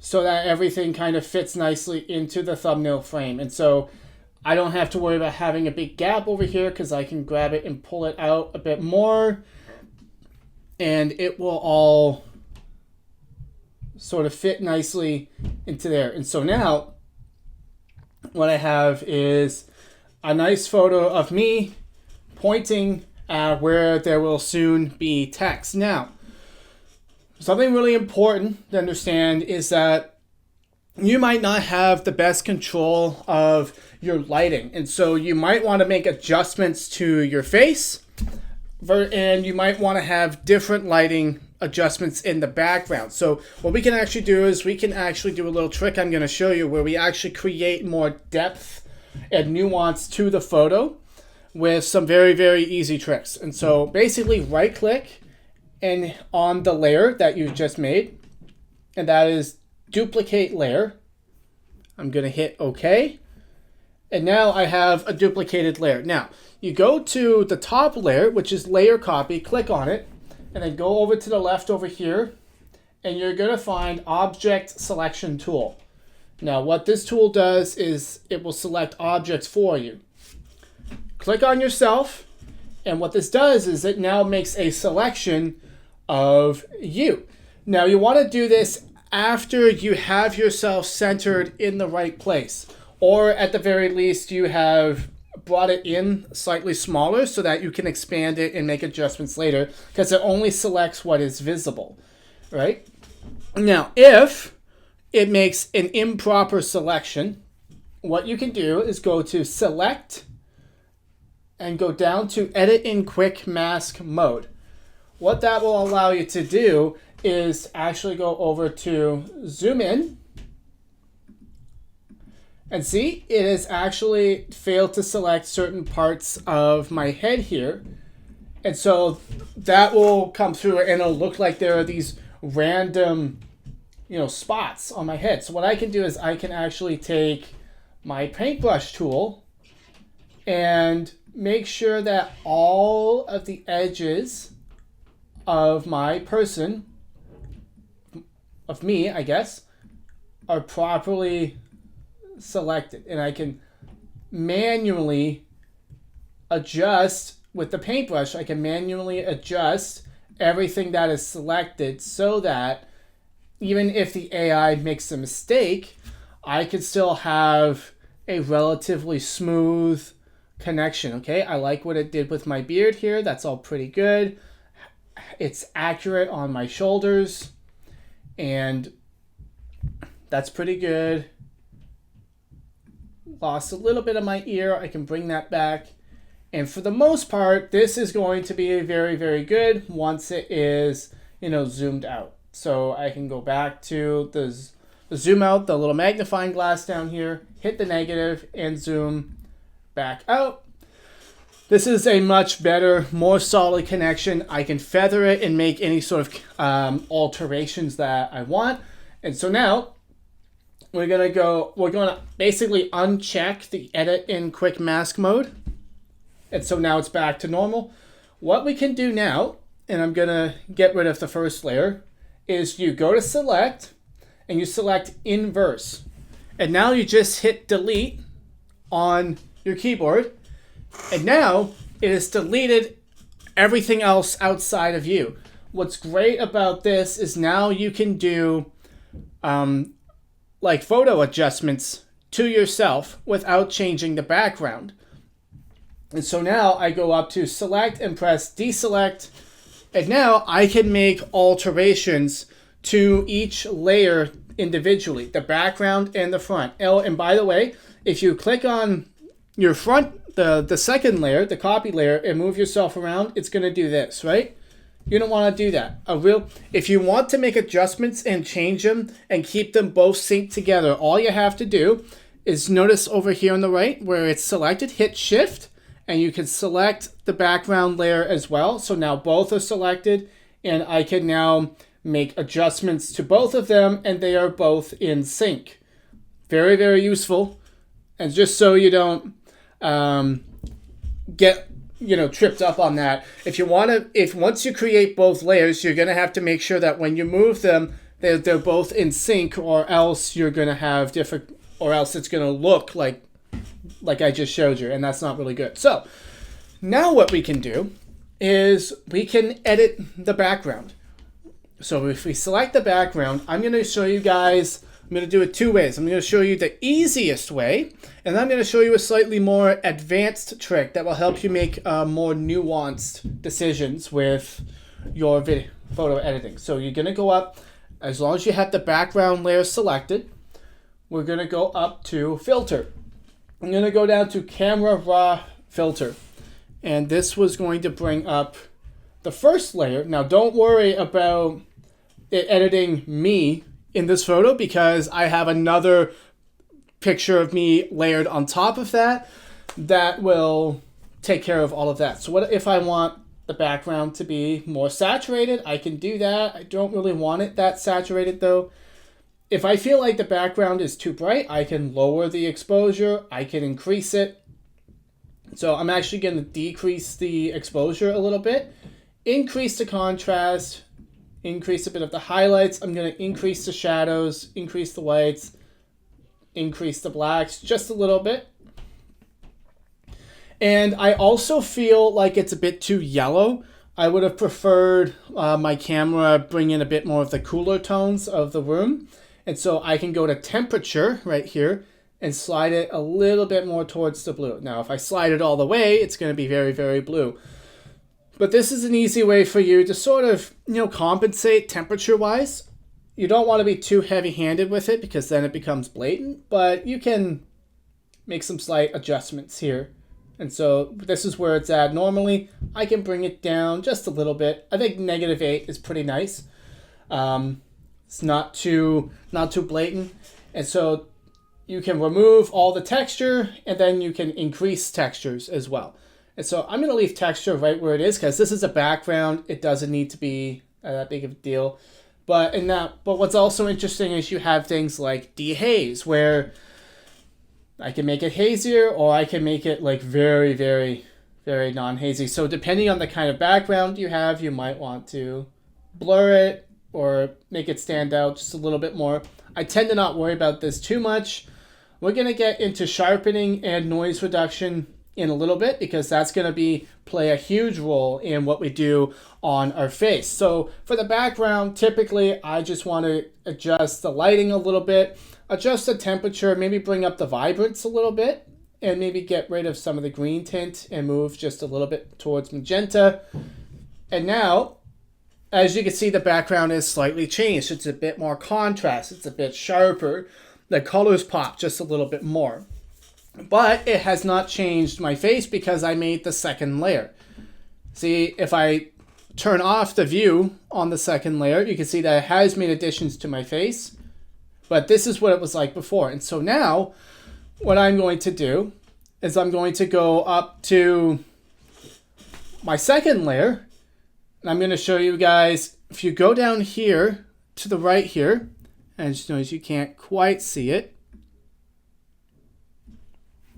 If you go down to the little circle bit here, you're going to have these options for brightness and contrast, levels, exposure, etc. You want to add these in, but this will adjust the entirety of your photo.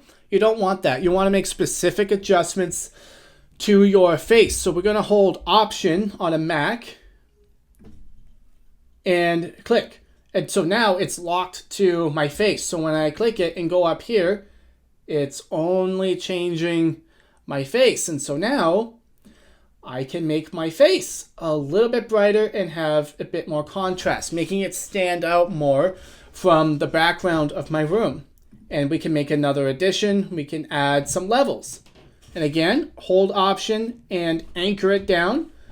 That way, when I reduce the levels and brighten it up, it's only adjusting my face.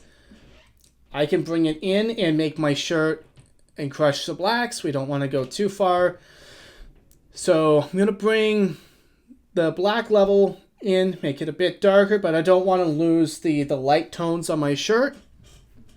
And I just figured I can zoom in a bit and let you guys see this change happen a bit more. Not that much.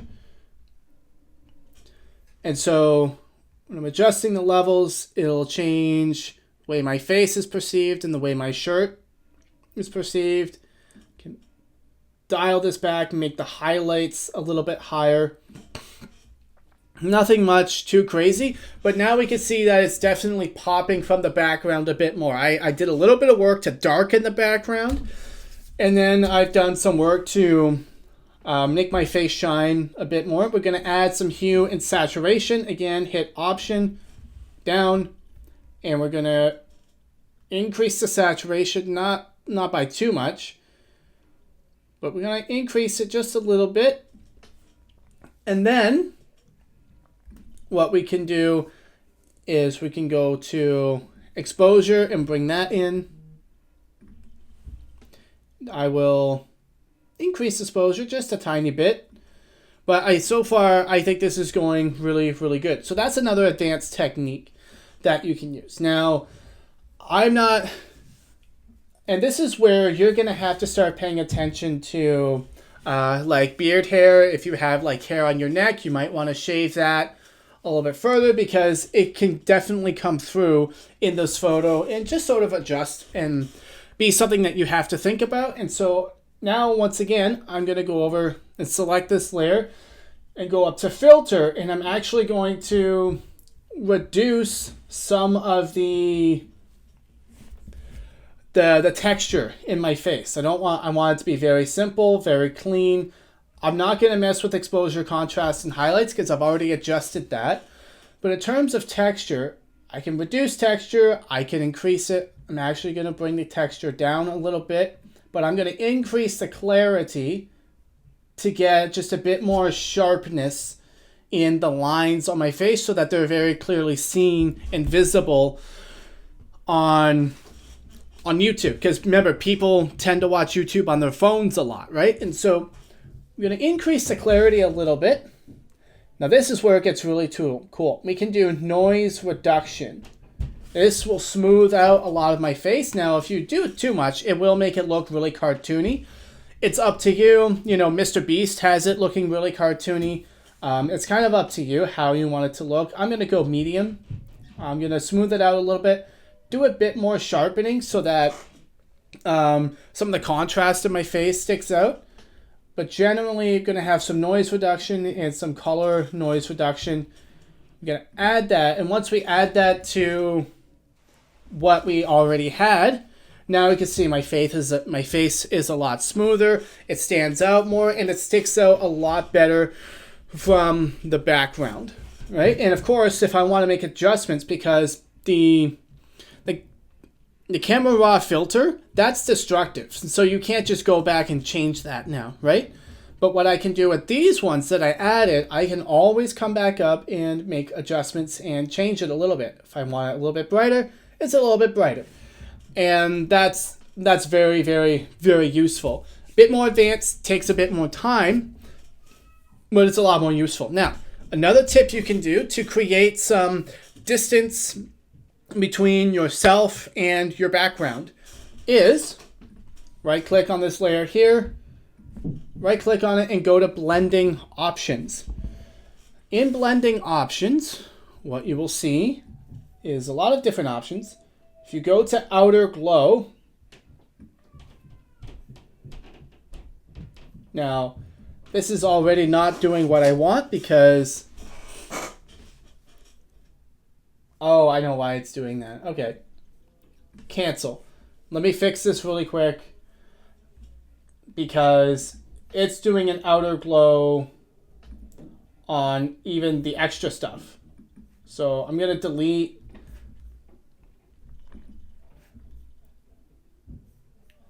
Yeah, I'm going to delete the extra here because when you have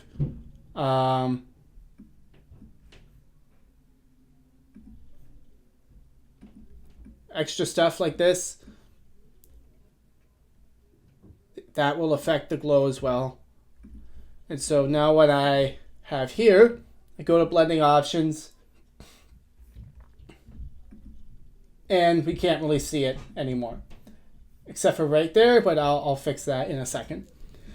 So the outer glow on my face can create more depth, but it's a little bit too much. So I can go in and I can change the opacity. I can also change the spread and the size to be a little bit smaller. I don't want it to like stick out that much. I want it to be very, very subtle, just subtly adding a bit of a darker glow around me. That way it helps separate me a little bit from the background, but it's not too noticeable where it's cartoonish and the whole thing still looks very, very professional, very, very streamlined. So now that I've gotten all of this together, I've made color adjustments to my face. I'm happy with the structure of the thumbnail. The object that is my face is clearly the most visible. I suppose I could. Sometimes I feel like I want to dampen the background a bit more, but I don't think I need to. My face is clearly the brightest spot, and I can always increase it just a bit more. So if I increase it just a little bit, don't want it to be that bright, but now it's just a bit brighter, right?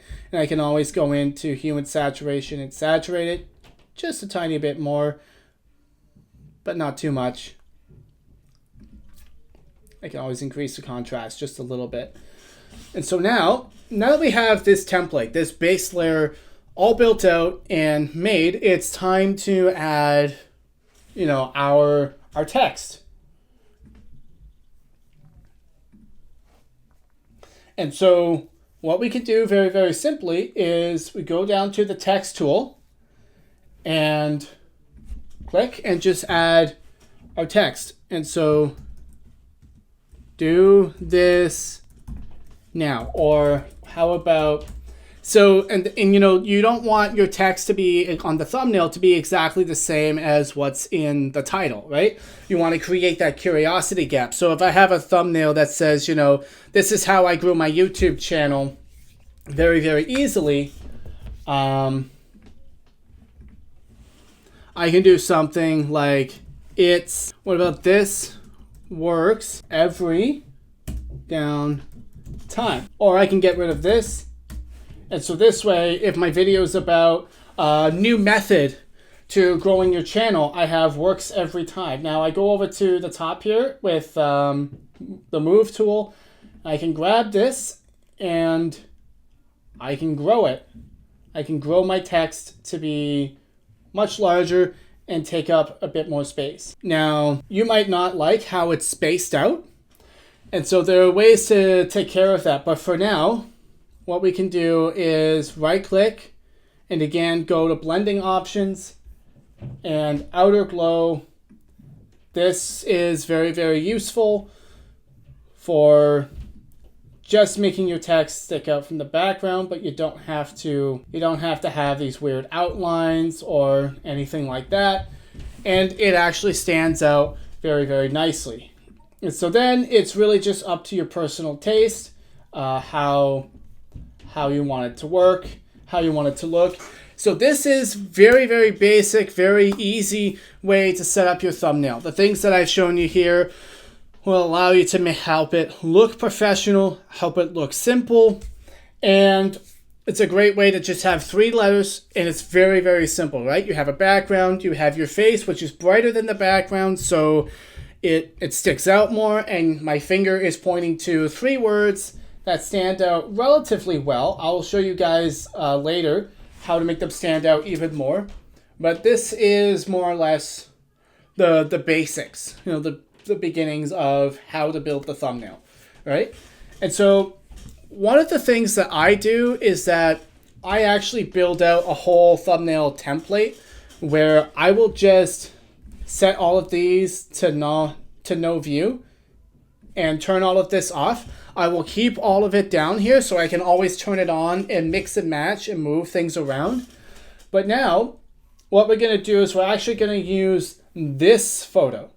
This is a very messy photo. Suppose you don't actually have a background like I have. Suppose you're actually just at your desk staring at the wall with the window light coming through and just a desk lamp to light your face. How are we going to turn this photo into an actually presentable, actually nice thumbnail? Well, let me show you. Let's go through it. So again, we're going to unlock it. Always got to hit unlock. We go to edit, copy, go over to our same thumbnail template. Remember, I just turned all of these things off, so it's not viewable. And I'm just going to paste it right on top and create a new layer. Now we have to go through the same thing, pull it down, move it up, and we're going to size it down until it fits within our thumbnail template. Still a bit too big. Now, what I'm going to do this time is actually, because last time we had a little bit of difficulty. So what you can do here is what we're going to do is we're actually going to make it fit directly into the template. We're not going to widen it out yet. This will actually make it a bit more convenient for you. You're going to right click on it and do duplicate layer. All right. And we're going to select this and select me as a person. Again, this time I'm getting the whole of me from the photo so that I don't have to worry about there being little extra edges that are filtered in after. Go to select and edit in quick mask mode. And so again, we go to zoom in and we're going to go take a look here. See, it didn't quite get this part of my arm. So now I'm going to take my eraser tool, which is now way too big, go up here, reduce the size. I'm going to reduce the size a lot more. And I can fill this in manually. Now, I know some of you might be thinking this is a lot of work. It is in the beginning, but once you get the hang of it, you kind of just get into the habit of doing all of these things. And, you know, what I'm doing here for you guys is basically just giving you a follow along template. Like if you just do this like every time, like it'll be a lot easier for you, right? I'm using the paintbrush to get back some of my beard to make sure that that's all clean. And all of these edges look good. I'm not losing too much. It's not cutting up. My ear's not cut off. Everything looks good. Now I can zoom back out. And it's a good selection now. So once again, we go up to select, turn off edit in quick mask mode, select inverse. So now it's selected all of this stuff around me here, right? And then I just hit delete on my keyboard. And as you will see, if I get rid of the first layer, this is all that's left. Always go up to and make sure you hit deselect. Otherwise, when you try to make your editing, it'll just start selecting all of that stuff. So now what we can do is we can hit shift and select the second layer. And now we can stretch both layers that we made out to sort of fit into my thumbnail template. I can bring myself over here. And this is going to look a lot better. So again, already we're starting to get the look and feel that we want. Now, the background here is not that flattering, right? We have a little bit of a curtain. We have my bed. We have a piece of the chair. We have a door. This is not fantastic, right? This is not great. So what we're going to do is we're going to select the background layer. What we're going to do is we're going to do what we did before. We're going to go to, actually what we're going to do is we're going to go to blur. And we're going to go down to Gaussian blur here. So you go to filter, blur, blur, Gaussian blur. And now this is already a blur. blurred a little bit, what we can do is it brings up this little box here, and it actually shows us, we can adjust it to blur it as much as we want. So if your background is not that flattering and you don't really want it to be the focus of what people are seeing and what people are looking at, well, now we have the ability to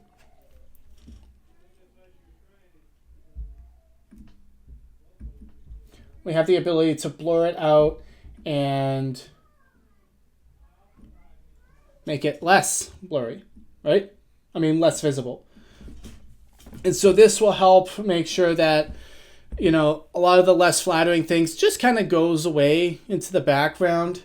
Yeah, that'll do good for now. But then say you have a lot of different colors, right? Ideally, what you would do is that you would go into your background and try to homogenize the colors, because now I have the difficulty of going through, okay, I got pink over here, I got yellow over here, I got blue over here, but don't worry. There's something we can do for that. We can actually go up. First, we're going to go up into camera raw filter again, and we're actually going to desaturate it a bit. We're going to desaturate the background so that it doesn't stand out as much. We're going to desaturate it. We're going to reduce the exposure just a tiny bit. And make sure that everything is just less visible. So already now it's subdued and blurred a little bit, right? And so now what we can do is we can actually add a color balance to this, and again hit Option and anchor it to that layer. And we can sort of go through here and see, do we want to make it more red? Do we want to make it more purple? And we can kind of pull back some of these colors, especially if they're really, really blatant. We can sort of pull this back a bit, right? And so this is great because now it's just a bit more blurred. It's not standing out as much, and this is already way better than what we started with, right? So now we go up to, again, we're going to go up to my face. Now we're going to use just the camera raw filter this time because there's actually not that much to do. I'm going to increase the exposure a bit, increase the saturation, bring in the shadows, crush the blacks a little bit. Especially if you're crushed for time, this definitely works really, really well.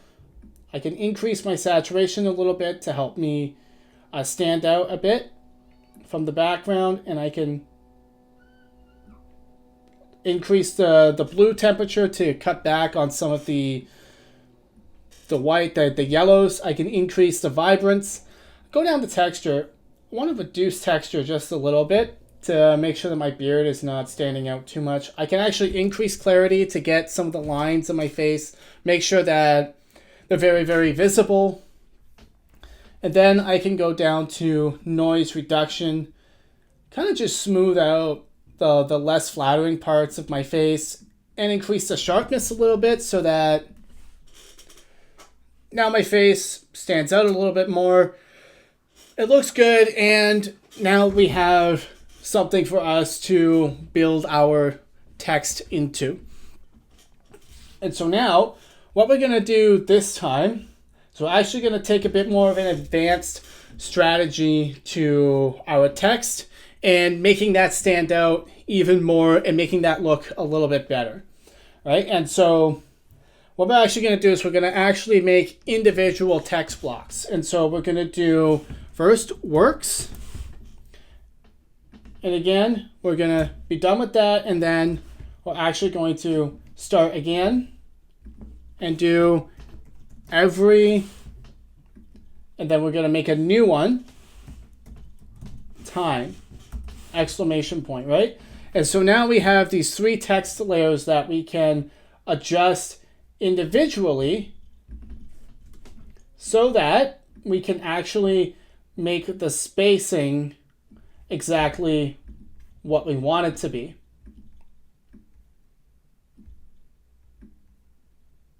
And the cool thing about this is that there's something else that we can do that I'm going to show you. And so you have these text blocks now, and you can constantly adjust them to fix their size. But one of the other cool things that you can do, if you go over to here and hit new layer, we're going to make a new layer, and we're going to put it below our time, layer here. Make sure the new layer is selected. We're going to go over here to the rectangular marquee tool. I'm actually going to go around it like this and select it like this. And now if I go to my paint bucket tool and I select a black color, boom, I have this black square outline for me. But what if I want it to be yellow? Let's change it up. Let's change this color. Let's go over here and click on the little color square. Change this color to yellow again. And then I can paint bucket. And now it's yellow. But what about, I can't see my thing. So what if I grab the text tool and I highlight my layer again and I highlight it and I go over here to the right and hit that color and make it black. And I hit OK. Whoops. And now this is what we have. Works every time. And so you can kind of play with this as much as you want. And now hit deselect. And now what we could do is I can use my move tool. I could select this. I can move it around. Make sure that it fits what I want. And I can go down to layer 3 and I can make this bigger. I can make it smaller. I can really make sure that it fits with what I want. And when I'm done, I'm happy with the relationship of the text and the box. I can go to the time section, and again, this little box layer is right below it. What I can do is right click and I could do merge down. So now it's one layer, and so now I can move it around like this as much as I want.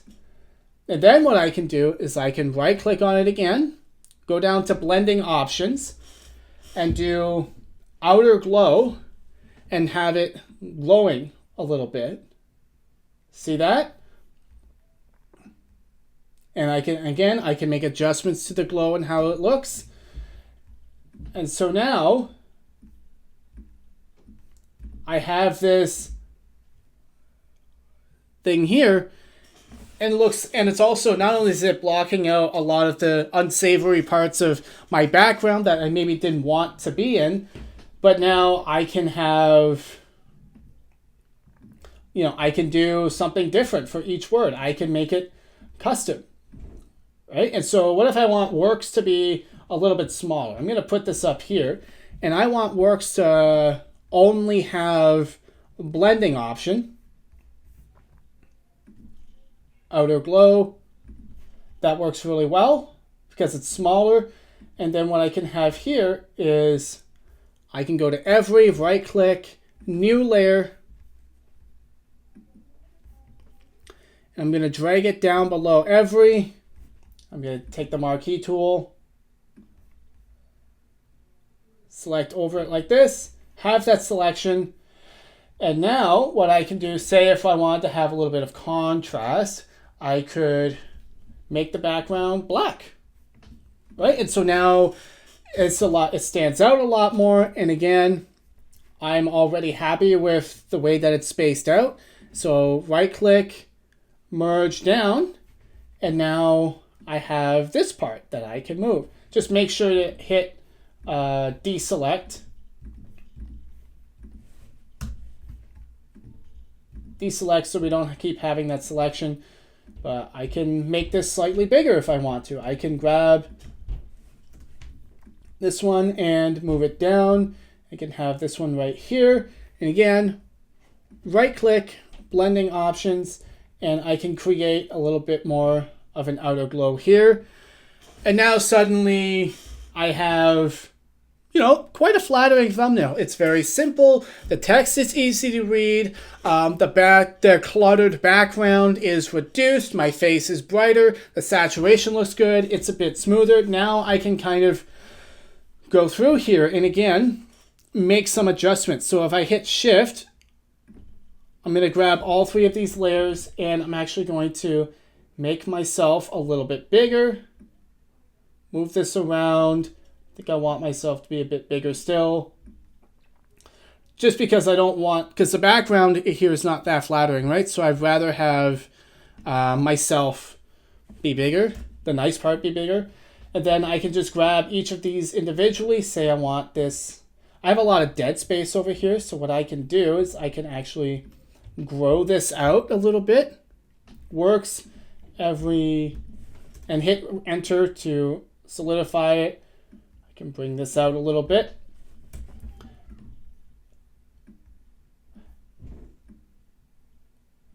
And so yeah, this is a lot more flattering and a lot more serviceable than, the original photo that we started with. It's all cluttered. It's got all this stuff in the background. It's got conflicting colors with different paintings and stuff in the background. Again, when you're planning this out, you are going to want to make sure that you have a planned out background similar to this one. This one was done on my phone, but if we were really, really thinking through this and trying to have everything, be perfect, we can remove the blue painting and, remove the paintings and just make sure that everything's there. Try to have a streamlined color palette.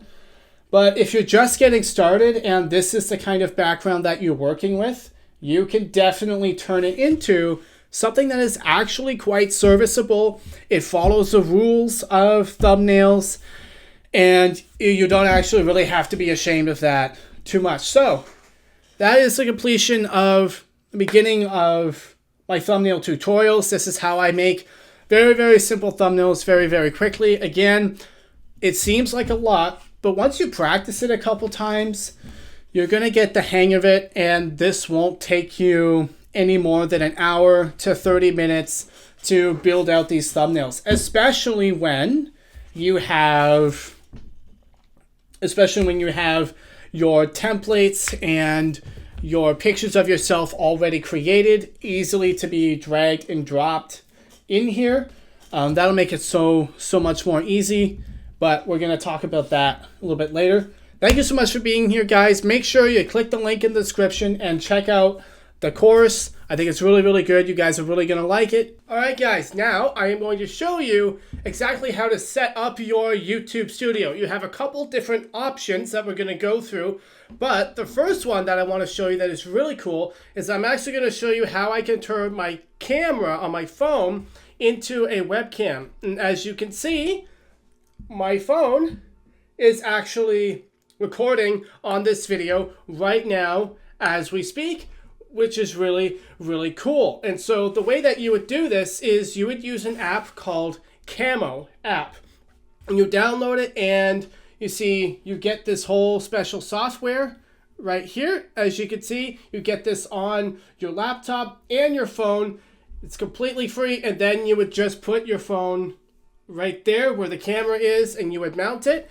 And then that is exactly how you would use your phone as a 4K webcam without having to spend too much money. The only thing you'll have to buy is the fastest USB cable that connects your phone to your YouTube, to your computer as possible. That would be a 40 gigabytes per second USB cord, all right? This is to make sure that your 4K footage doesn't lag, all right? So you have to go to Amazon, type in 40 gigabytes per second USB cord, and then just get the one that connects your phone to your particular laptop, and you'll be good to go. But again, just make sure, as I will show you here, make sure it's connected directly into your laptop, okay?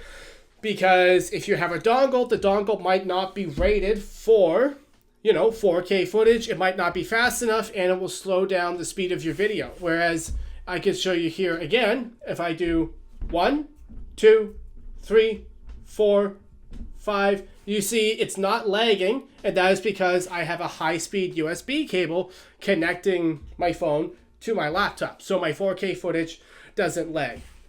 So now that I've given you that tidbit, let me actually show you guys my lighting setup, okay?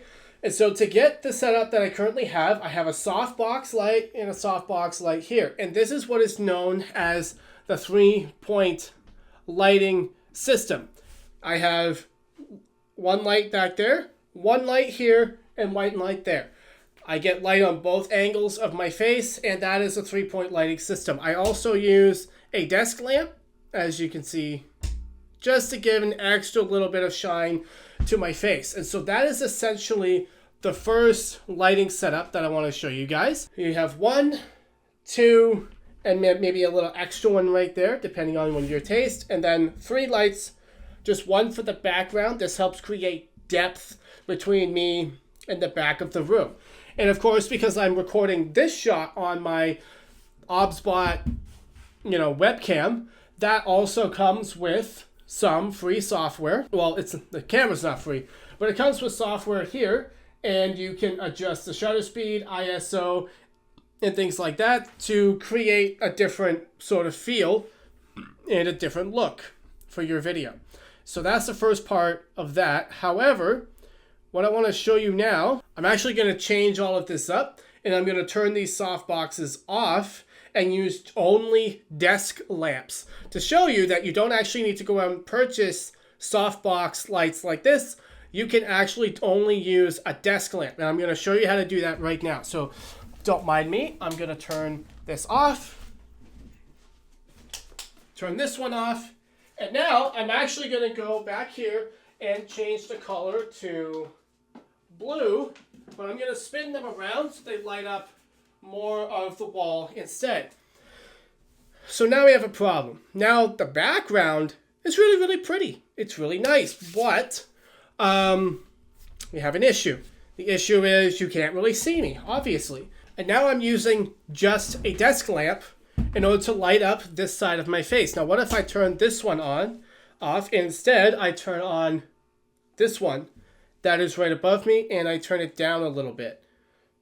Now what we have is we have a line on the side of my face here, and I'll show you with my phone camera.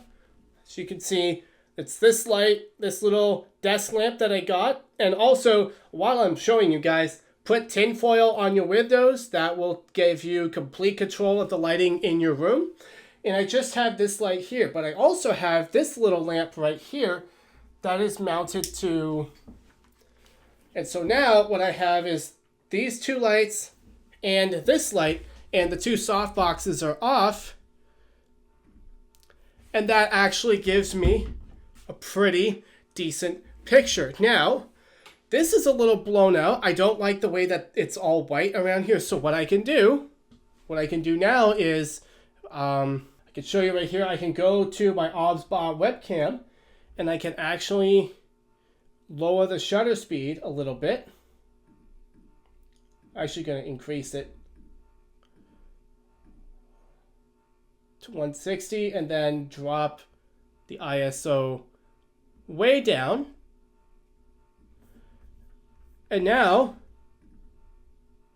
you see that it looks a little bit better.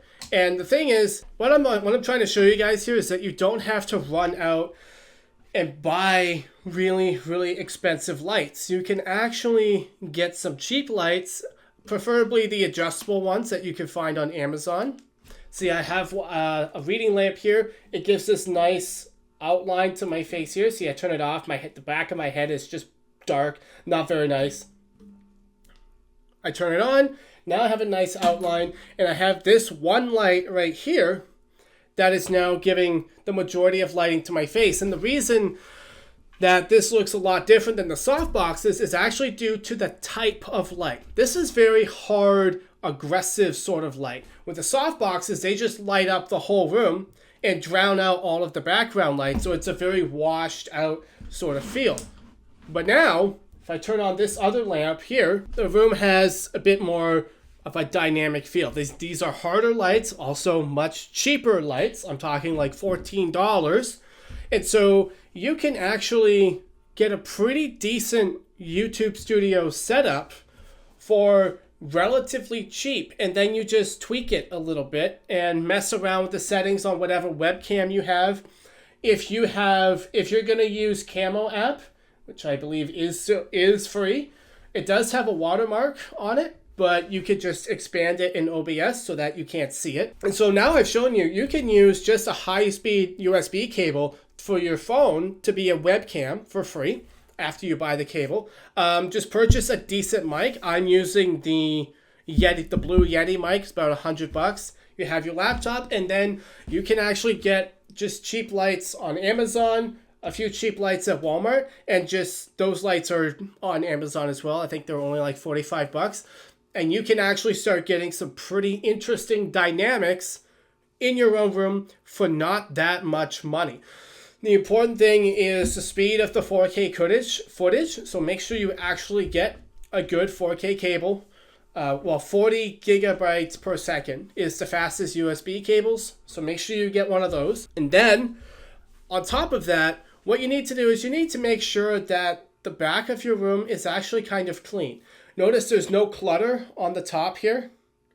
These shelves, and by the way, these shelves are actually completely functional. Like my clothing is in there, my utilities are in there, my toiletries are in there, books are at the bottom, weighing them down. Like this is actually carries all of my, day-to-day stuff. And so it's not just there to look pretty, it does look pretty, but I've actually selected something that's actually useful, so I'm getting the best of both worlds, right? And so what you can do now is you can just go into the software and keep playing with it. You can play with the temperature. You can play with the distance of the lights. That's another thing, is you're playing with the intensity of the light and the distance. See how my face is really bright now? And so make sure that you also play around with the distance of the light. See this light here, I'm much better lit up. If I actually bring this light a little bit closer, it lights up my face a lot better without interfering with the background. And so now I don't necessarily need this light. And so this shot is just these background lights, 2 lights. That's a $14 lamp from Walmart. That's a $35 reading lamp from Amazon. And then it's just those cheap guys in the background. Not too bad for just a few bucks. And so you can definitely get something going for a relatively decent price. And so that's the end of this. And so that's how I would set up my YouTube studio. This, of course, is just the basic setup. If you want more in-depth tutorials, you should click the link in the description and I'll help you guys out with that as well. I used to spend 1 to 2 hours setting up my camera and my lights, getting ready to record a YouTube video, only to then be paralyzed by fear and just stare down the barrel of the camera, worried that I'm going to mess up and have to start over, and then I'm going to have to spend 8 hours in the editing bay editing out my mistakes. It was a nightmare. I would get everything ready, and then the video would not get shot, and it could go days, sometimes even weeks, with a full script ready to go, and no video would get made, because every time I sat down in front of the camera, I would freeze, and I wouldn't be able to get my video done. But after posting over 600 videos, getting my channel monetized, and helping my uncle monetize his channel, I figured out a 2-step system that makes it so easy to overcome this no matter how awkward and insecure you are. It works every single time. And the first and most important part of this step is to actually make mistakes on purpose. Let me show you. Here is exactly what I mean. Watch me make all of these mistakes on purpose. Blah, blah, blah. Blah, blah, blah. Okay. I used to get everything ready to record and then... dang it. Okay. Okay. And notice I am not restarting the camera. I'm just letting it continue to roll. And I'll explain why in a second. But this is a full 2 minutes of me just... I said soon getting my uncle's channel monetized. Blabbing around 2 steps and talking and trying out the hook. Okay, what's happening here is I have my hook in front of me and I'm just practicing saying it and getting it out there. And so I have watch this. I spend an hour of my time setting up my YouTube channel. Blah. right? Like, and I'm completely disinterested with restarting the camera or doing it perfectly. I actually just turn it on and just start, doing something ridiculous. And that's because I'm using Premiere Pro, which has this AI function that allows me that transcribes everything I say over here. And this allows me to actually just read through everything and figure out where the best part is. Okay, so, and then I'm going to spend 8 hours editing out my mistakes. It was a nightmare. Okay, so I know this is where, okay, all right, I found it. So this is where I have the good take. It took me like 2 minutes to have a good take, but now I can literally just delete everything behind it, move it up. All of my mistakes are gone within seconds. And now I have the part of my hook that was good. I didn't delete the pause, but after posting 600 videos, I did that part twice, so I'll get rid of this. And that, my friends, is how I can very easily make the hook that you literally just watched. That is me editing the beginning of the video that you just watched. It took me, 30 seconds? This is why I am not afraid of staring at the camera.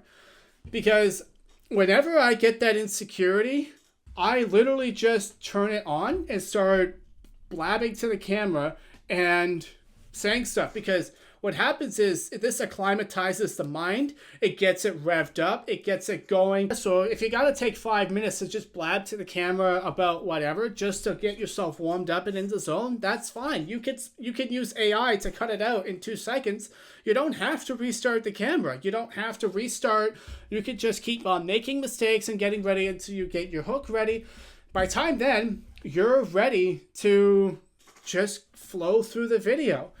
So just pressing record and getting warmed up, and getting yourself into flow. This is the most important thing for you, actually recording your videos and getting things done, especially when you're a busy professional. You need an easy YouTube creation system that allows you to make your videos consistently throughout the week and gets you over these humps. And after monetizing my own YouTube channel over 8 years and then helping my uncle monetize his channel in like 3 months, what I've done for you guys is I've actually compiled all of my knowledge for 8 years of YouTube experience into a course that you can get at the link in the description.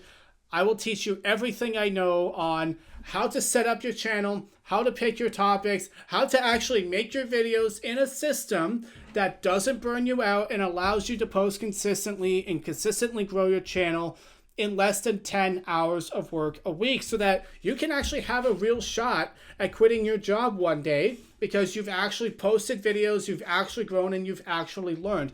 And as a bonus, I'm going to be adding the advanced thumbnails course where I will be teaching you guys how to make more advanced thumbnails like this one that recently just got my uncle like 3,000 views in less than 24 hours. So if you want to learn how to make all of these different thumbnails as a bonus to the over 3 hour course that I'm going to be giving you guys, you can click the link in the description and check it out. But on top of that, you're also going to be getting a vibrant community of other YouTubers, because you need community. We need people to come along beside us and be our friends and pick us up when we're down. And this actually leads me into my next part about how to be less awkward on camera and how to get over that fear of starting, is just treat the viewer like they're your friend. I see so many YouTubers wasting their time, scripting their video word for word. You don't have to do that.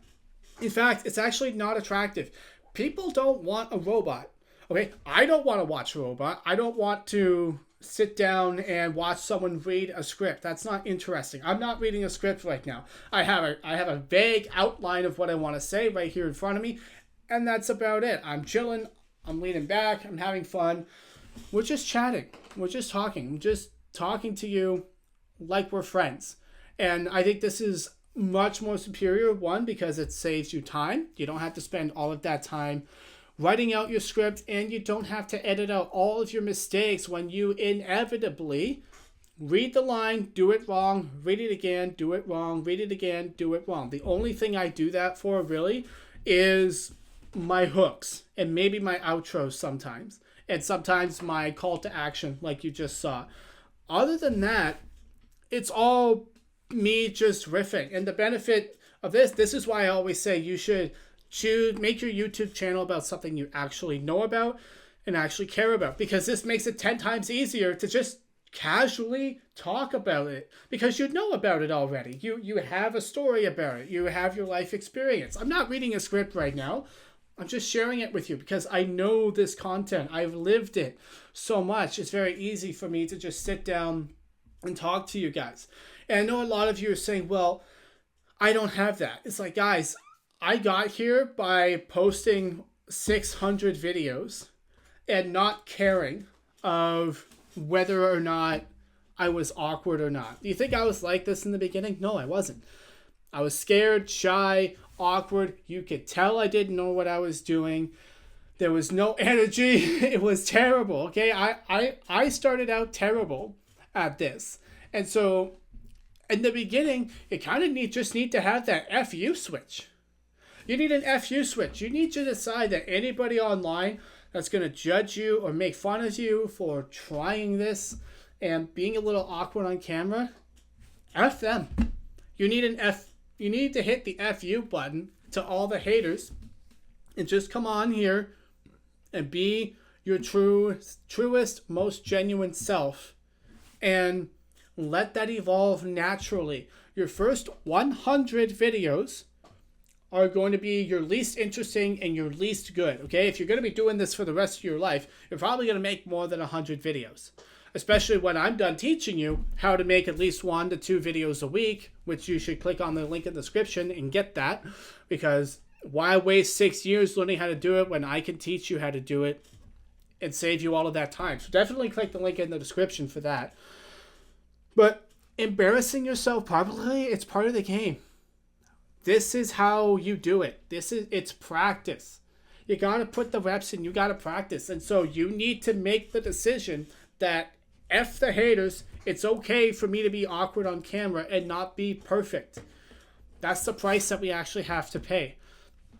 If you never sit down to a piano and actually play the keys, it doesn't matter how much music theory you study, you're not going to get good at piano. It's the same thing with YouTube. You actually have to do the doings and do the work and put in the effort to get here and not have the awkwardness in front of the camera.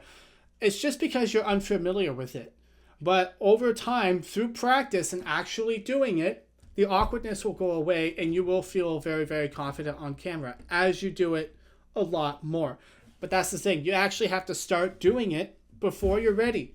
This is what the FU button is for. F the haters. Screw them. They're not important. They're not paying you. It doesn't matter what they think.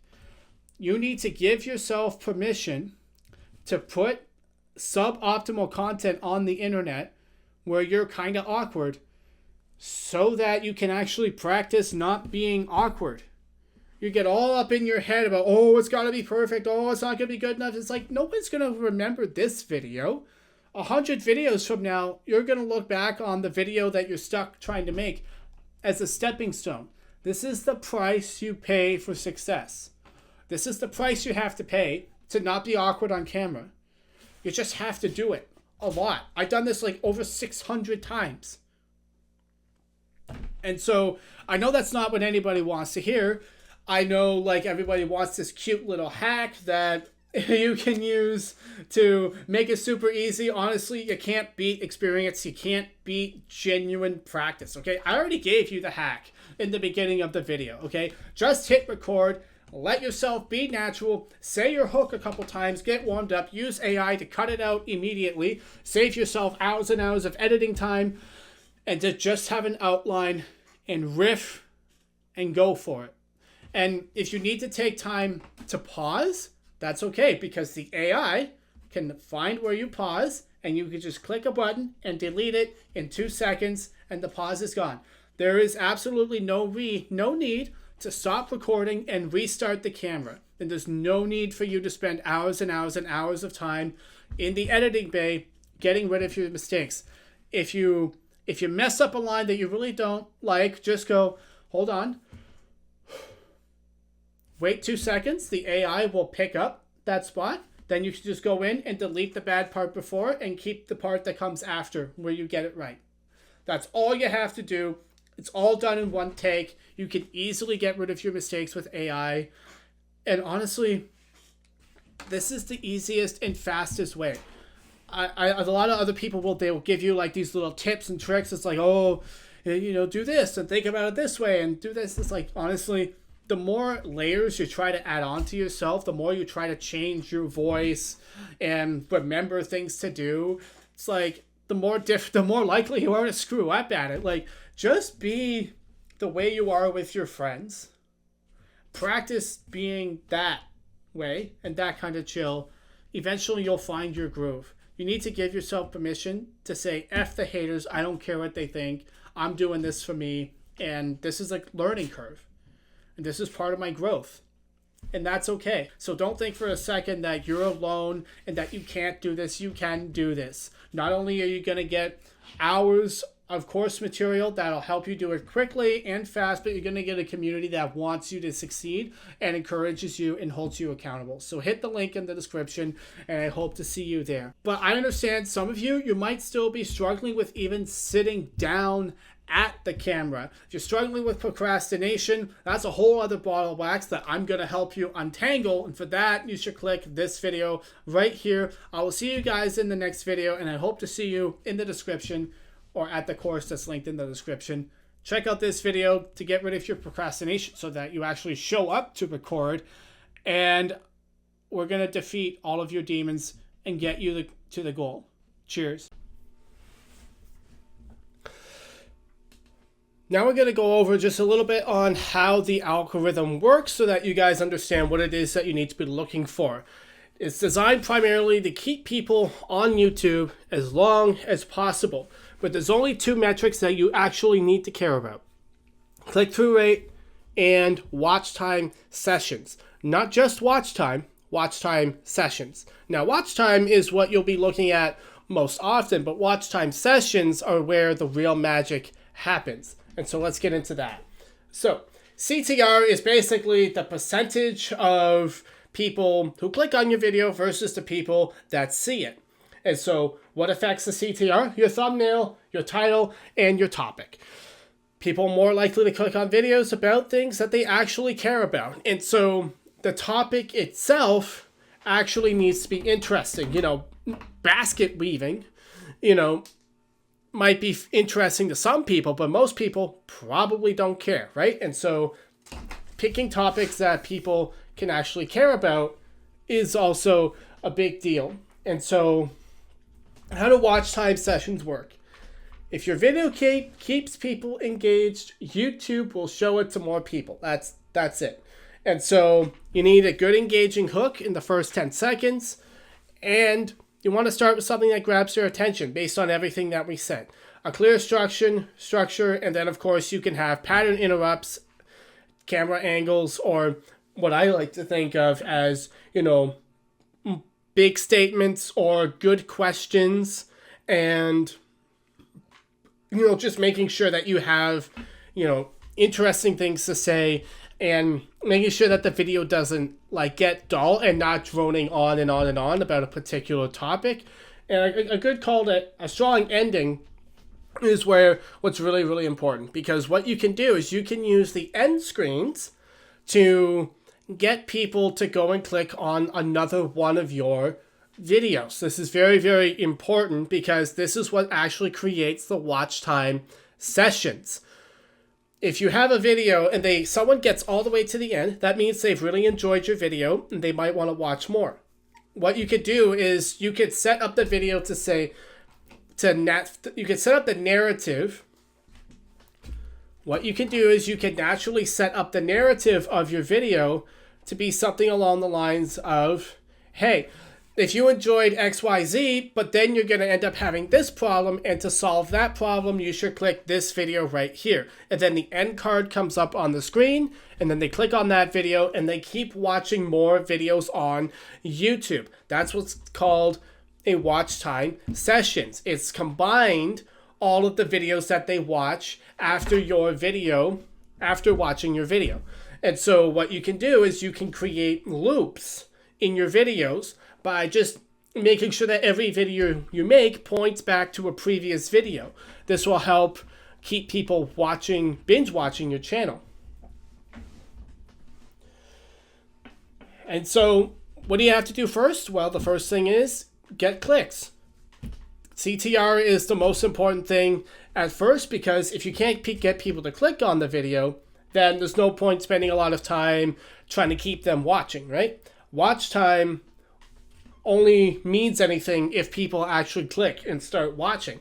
And then 3, session watch time is only after you have a list of good videos that you can push people to create those feedback loops. You need to be using these 12 hacks after you upload your video, or your channel might not get very many views. However, I monetize my channel without using a lot of them, and so some of these are really overhyped. So what I'm going to do is I'm going to go over all 12 of them in this video and tell you what they are, but I'm also going to rate them and tell you if you should even be bothering spending your limited time on these things. So let's get into it. Number 1 is rename your video file before you upload. I'm sure you've heard a lot of creators talk about this. You rename your file. Now, I love this personally because it immediately transports to the title. So if I upload a batch of videos, I immediately know which video is what. It's not just a bunch of numbers.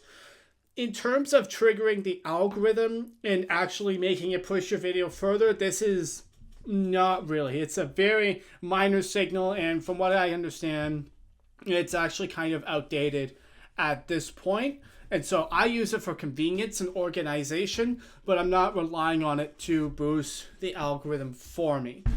But what does work a little bit better is writing a keyword-rich description. That's number 2. What you can be doing is using ChatGPT to, you give ChatGPT your title and give it all the keywords that you can think of, and then have it write a natural sounding description with all of the keywords in there. Now, YouTube is a very, very good algorithm. I am confident that they can tell if it's AI generated or not. So make sure you don't just copy and paste ChatGPT generated descriptions. Go in, read it, look at it, add your own personal flavor. I use this because it's always easier to edit something rather than start from scratch. So I do use ChatGPT to make a description and get all the keywords in it, but I'll always go through it and rewrite it in my own way, rewrite a couple lines here and there, make it my own, and add some different spacing. That way I'm not just copying and pasting, and then it still looks like there's a little bit of effort. So that one is actually very, very useful, and I would definitely recommend you put real effort into your descriptions, because that's what the algorithm is actually training itself on. And combine that with your title, the words that are in your thumbnail, and your descriptions. That's going to give the algorithm a really good understanding of your videos. So number 2 is very highly rated. Definitely put some extra time into your descriptions. The third one that you can do is link your other videos with a deep playlist link. And so what you can do is you can basically link playlists to your videos and get people binge watching your channel. This is very, very good for session watch time, because YouTube doesn't just judge your channel based on watch time per video. It judges your channel based on watch time sessions. And so if you can create playlists on your channel and then link them at the end of your videos or in your descriptions, you can take viewers from one video and send them along a chain of many other videos, increasing the watch time session, the average watch time session for each video. This will make the algorithm very, very happy and more likely to push your video. So number 3 is highly rated. definitely do that. Now, 4 is a bit mid, strategic hashtags. You can use 2 to 3 hashtags. I'm not saying it has no effect. It's useful, especially for shorts, but the impact is definitely limited. Always remember that the primary thing is how many people click on your video and how long do they keep watching, right? These keywords and stuff, that's just so YouTube knows who to give the video to. But your thumbnails are and your titles are the key factors in whether or not they click on the video, and your hook is a determiner in how long they keep watching. So these hashtags, not the highest source of leverage, but it would only take you a few seconds. So put a couple hashtags in, but definitely don't put your faith in the hashtags. What you should be putting your faith is number 5, which is a really good thumbnail strategy. I talk about this all the time on my program. I got monetized just by thinking about my thumbnails and writing good titles. I didn't do any of these tips, changing the words on the file, putting in hashtags, or putting a lot of effort into my description. I put like maybe 5 minutes of effort into the description, and that was it. Most of the time, I would put effort into my thumbnails. And as we can see from my uncle's channel, which I am helping, he is almost monetized. And you can see right here, this is when every time I post a video, his channel spikes for him.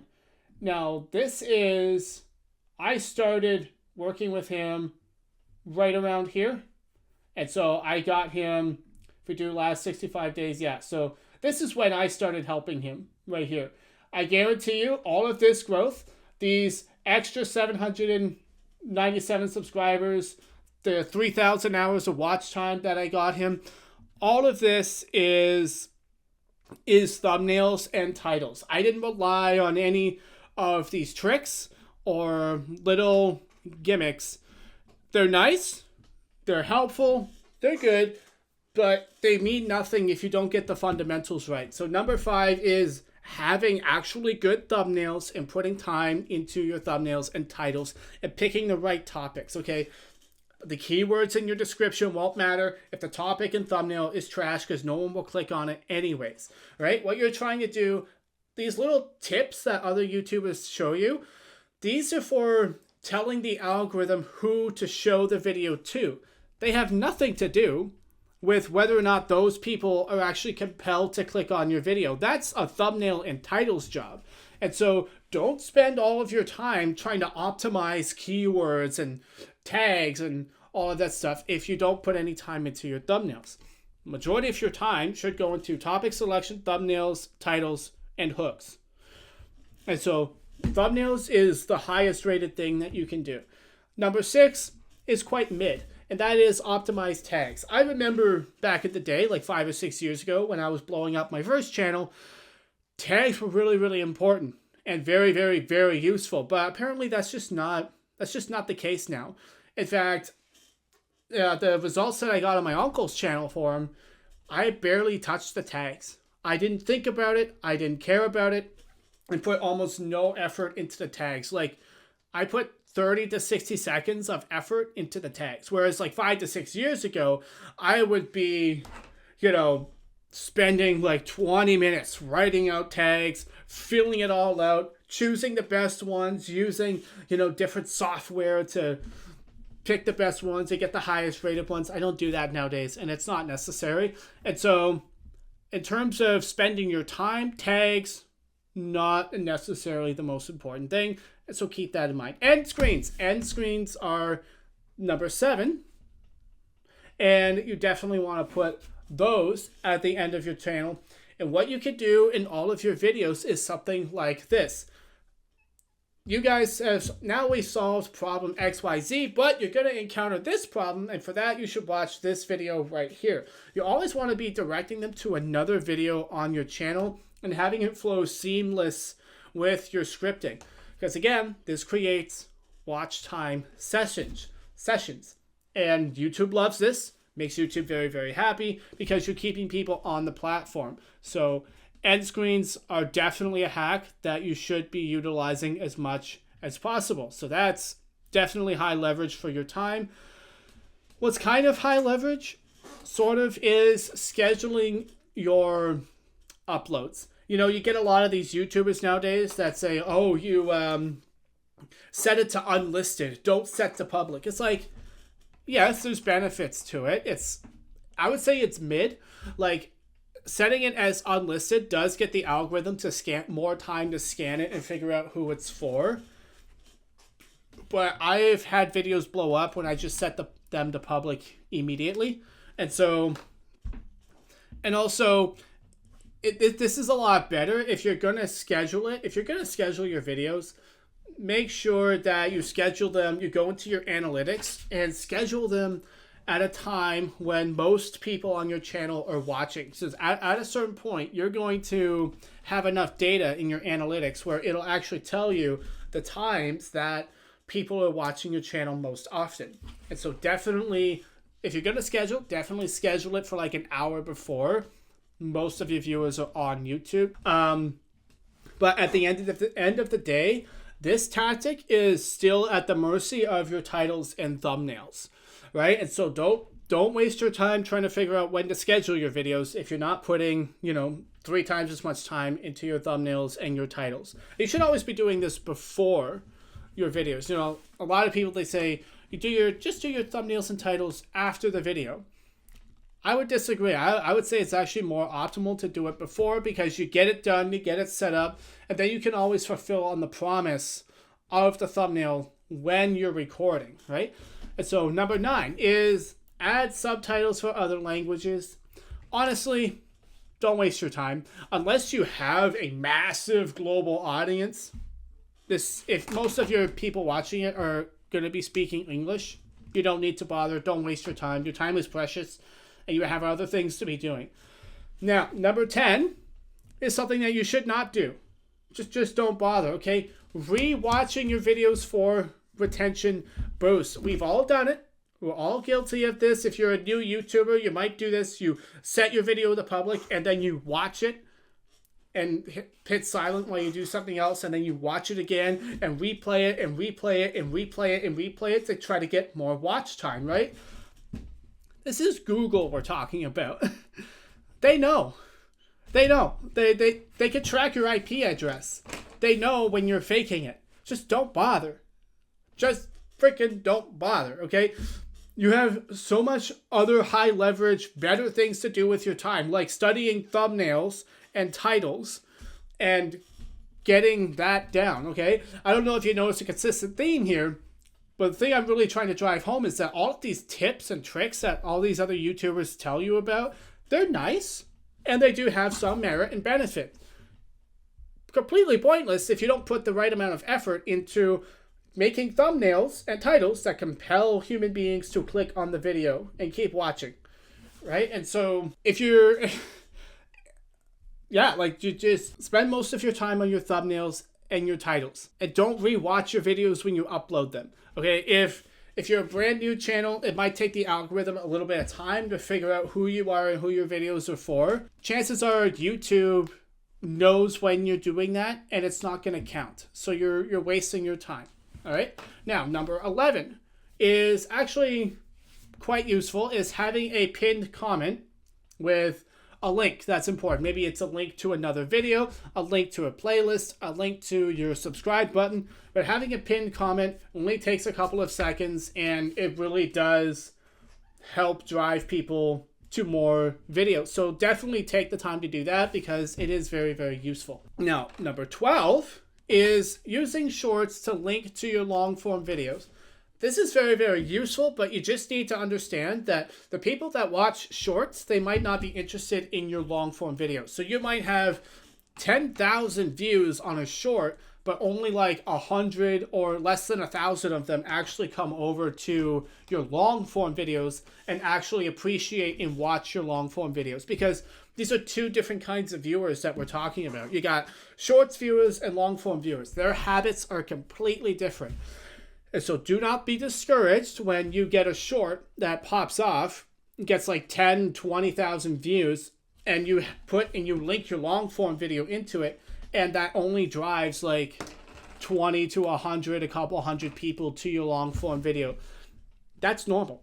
Like that's to be expected. There's nothing wrong with you. Don't freak out. It's just we're talking about two different kinds of viewing habits, right? So if you guys got value from this video, you should check out my course. I want to walk you guys through step by step on how to do this, how to take care of your YouTube channel, how to make your thumbnails. I have a special bonus coming up where I'm going to actually walk you through step by step how I make my thumbnails, and I'm going to teach you exactly how to make the thumbnails that I use to get people to click on my videos and monetize my channel and soon to be my uncle's channel. So if you want step-by-step tutorials on how to actually make thumbnails that can get people to click on your videos and how to do it quickly so you don't waste hours and hours of your life struggling, you should definitely hit the link in the description and check out my course, because that's just the bonus.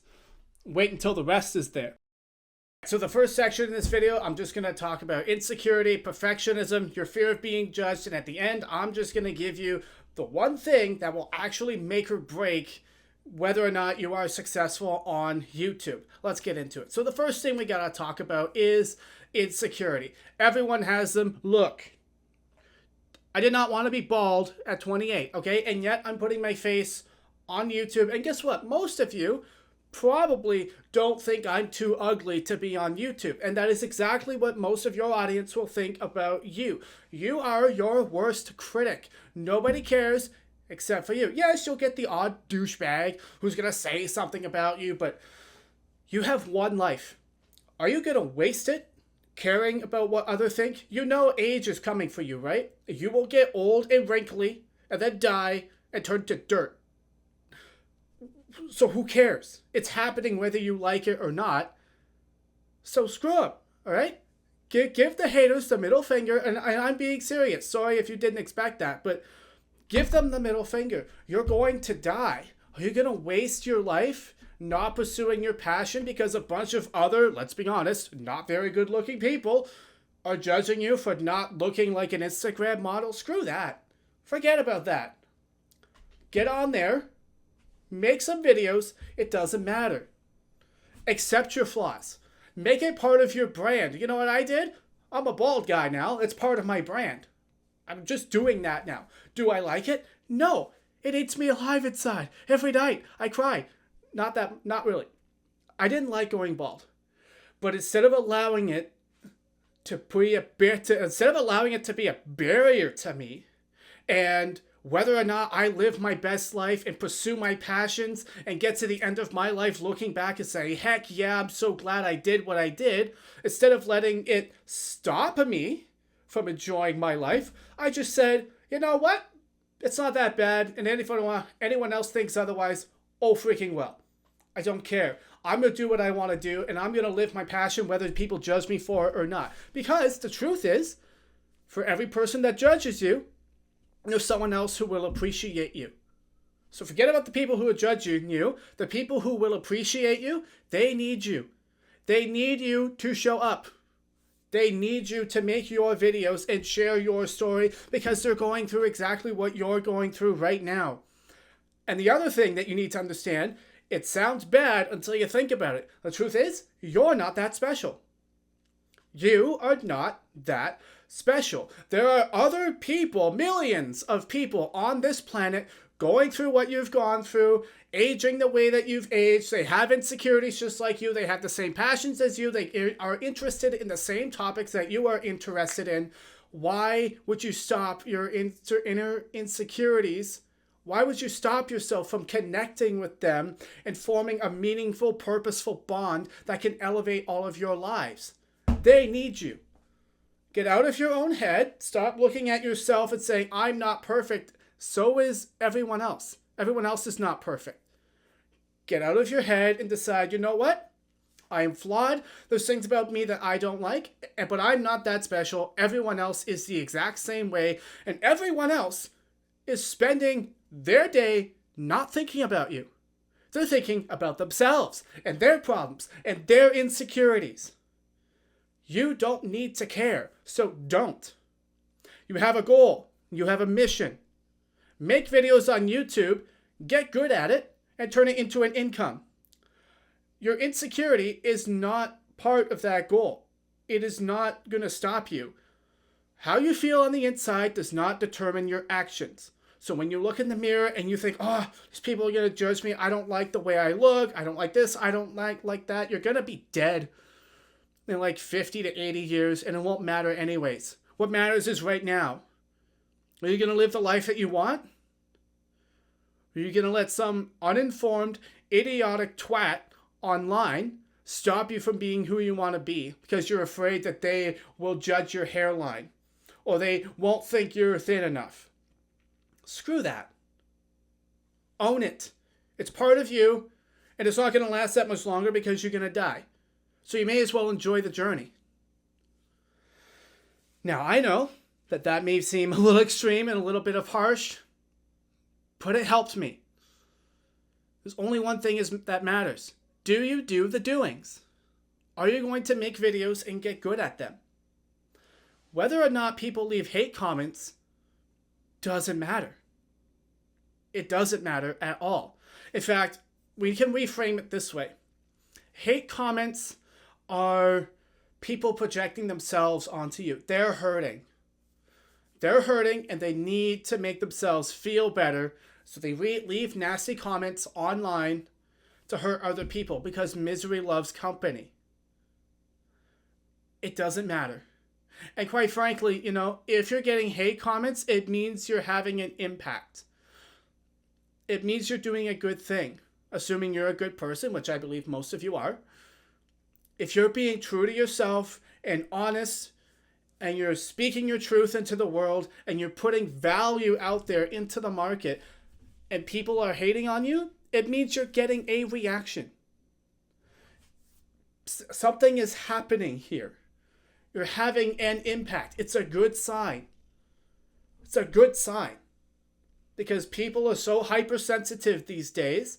You going out into the world and being the real you is going to ruffle some feathers, and some people are going to feel insecure about it, and they're going to leave a comment on your video. That's a good thing. That means you're doing something right. It means you are actually having an impact and you're actually pushing something into the world that's causing a reaction. And I guarantee you, most of you will get more positive reactions than negative reactions. And whether or not those reactions affect you or not, that's a choice. That is a choice on your behalf. Choose wisely. Now, the next mindset that we need to talk about is action and planning. Okay, we need to develop a better relationship between planning and taking action, because a lot of you are doing a lot of planning and it's actually become unproductive. Now, I am a firm believer that not failure to plan is planning to fail. I believe that. I believe you should have a plan of some sorts, but I'm going to give you the correct plan, especially if you're a beginner.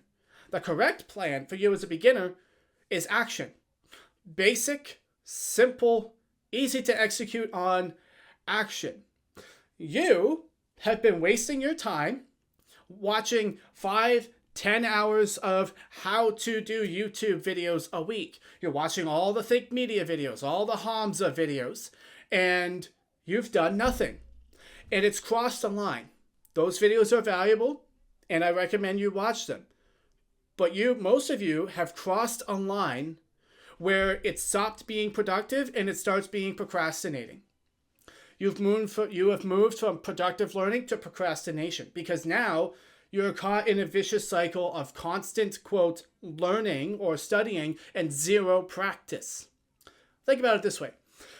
If you're trying to learn piano, yes, you should study music theory, and perhaps you should take some time to read through an instructional manual and understand some fingerings and go through the scales and the notes and how it all works, right? Sure, you should spend some time doing that. If you decide that, I'm just going to read more books on piano before I sit at the piano and try to press a note, Does that count as practice? Are you going to get good that way? Are you going to, do you really think you'll get good at piano by reading about it? You won't. You'll know a lot about it. You may not know all the scales and music theory, but your fingers will have zero practice at actually playing piano, and you will suck regardless. And that is what a lot of you are heading towards right now. You're spending all of this time reading about YouTube, studying YouTube, watching videos on YouTube, and you've actually practiced nothing. Nothing. You have not applied anything that you have learned. And therefore, you're actually not learning. You're actually not becoming a good YouTuber. And you will stay in that cycle for years. I stayed in that cycle for years. I would binge watch more content than I would actually create. And my job right now is to convince you that you should actually be creating more, spend more time creating content than you do consuming it on how to create content. Yes, tutorials have their place. But if you don't actually put effort into choosing a topic, choosing a title, making a thumbnail, setting up your studio, recording the video, uploading it to YouTube, you will not get good at those things. Now, I'm going to help you get good at those things in this video, give you a very clean and simple setup so that you can actively actually put videos out on a weekly basis. Okay, I'm going to make it very, very easy for you.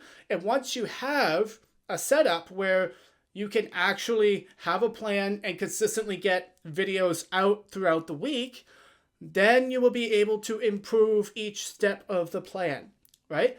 Your consistent actions will allow you will get better, and you will actually know your inefficiencies, and you'll be able to plug them week after week after week. And so 2 to 3 months from now, you'll actually kind of be good at this, as opposed to still having made only 1 or 2 videos and you've watched like a million podcasts on how to do YouTube.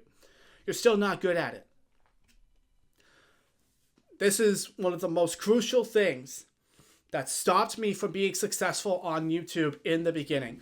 I watched thousands, hundreds of hours of videos on YouTube, and I did not make any videos. I did not get good. This is the mindset that you need to switch off right now. You need to switch from consumer to creator, and action is the plan. But you might be saying, well, I don't want my videos to be bad.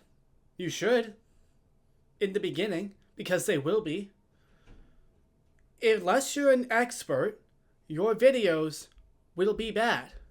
And that's okay, because it's necessary. Just like it's necessary for you to play the piano poorly in the beginning, it is necessary for you to start getting the reps in and attacking the problem and taking action and getting videos out the door in order for your brain to start creating categories of what actually needs to be done and to start actually learning how to be good at this, actually developing habits. You must do the doings in order for your brain to get used to doing them. In order for your brain to automate and build habits, you must practice.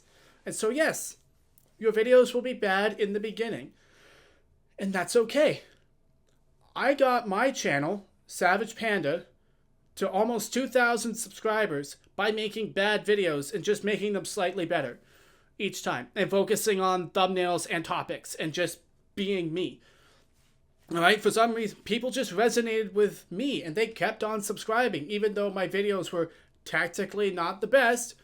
And I'm going to continue making better and better and better videos. I was still able to get monetized even before I was an expert, simply because I took massive amounts of action and consistently posted over 300 to 400 videos before I got monetized. My first channel, not so much. I only posted like 8 videos in 2 years and nothing happened.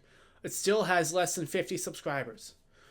So you need to make a shift in your mind. The amount of effort required for you to get good at this is a lot more than you think. And that's just the truth. And so we need to start making these adjustments now and start coming up with a plan to consistently make videos every single week, or else you will never get good at it. Ever. So this is the plan. For the rest of this video, I'm going to walk you through sequentially how to consistently make your videos when you don't have a lot of time and on a budget. You'll probably be able to do this with some of the stuff that you already have. So let's get to it. But before that, I need to tell you the last most important piece when it comes to being successful on YouTube. I understand that you can have doubters. I understand your family doesn't get it. I understand people, want you to just be normal and stop doing this and maybe do something else. I understand that it can be difficult to not have a support system or feel like you're alone in this because people just don't get it. They don't understand your vision. And that is why I created my school community, linked at the top of the description, where other YouTubers such as yourself can gather and support and give advice to each other and give each other the emotional support that we need to continue going even when it gets hard. Guys, you have to understand, studies show that you are the 5 people you spend the most time with. And so you need to start spending more time with other YouTubers, with other people who have been in the trenches, who have gone through what you're going to go through, so that they can encourage you and get you out of those ruts and keep you from quitting. This is absolutely essential. Your environment and the people that are in your life are an absolute must. And so if you don't have any of your friends or your parents or your kids and people just don't get what it is you're doing, you need to check out the link in the description so that you can have a community supporting you when it gets tough. I will see you there. The truth is, you are the reason that you're not successful on YouTube. You are the reason. It's not the algorithm's fault. The algorithm is your friend. The algorithm will teach you how to be good at making videos. More about that at the end of the video. The algorithm is your friend. The algorithm is what tells you what's working and what's not working. It is essential that you understand this. And the first part of this is that you're the reason you're not being successful. You're the one who chooses to not work on YouTube as much as they should be. You're the one who chooses to watch Netflix or YouTube tutorials instead of actually picking up the camera, turning on the selfie, and recording a 5-minute video and uploading it to YouTube. You choose those things. This is where the topic of discipline comes into the fold. We got to have this conversation, right? Because you're going to embark on a journey where you're learning a lot of things. These things are hard and they can be difficult. And your ability to do what you don't feel like doing is most important. It is crucial that you develop the ability to act even when you don't feel like it. And that is what discipline is, right? So we need to divorce feeling from action. Yes, it can be nerve-wracking. Yes, it can be insecure. Yes, you can feel anxious. Yes, it can be boring. Editing can be very, very boring. Writing a script can be boring. Yes, it cannot feel good. Yes, you wish you could just eat chips and watch Netflix instead. You can, but you won't be a successful YouTuber if that's all you do. Yes, it doesn't feel good. You must act anyways. Write the script anyways. Record the videos anyways. Work on the thumbnails anyways. Even when all of your body is telling you, we'll work on the thumbnail later. We should get up and go do the laundry and get a snack and go for a walk. No, you sit there and you pay attention to what you're doing and you do what you said you were going to do, which was make a thumbnail. It doesn't matter how boring it is or how frustrating it is that Photoshop isn't doing what you want it to do. Go to ChatGPT, ask it the question, it'll teach you how to do it. You must learn to act regardless of how you feel.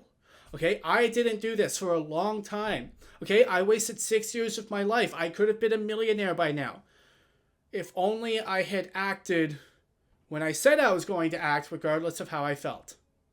If only I had done that. I could have saved myself 6 years of this journey. And I want to save you 6 years. So you got to pay attention.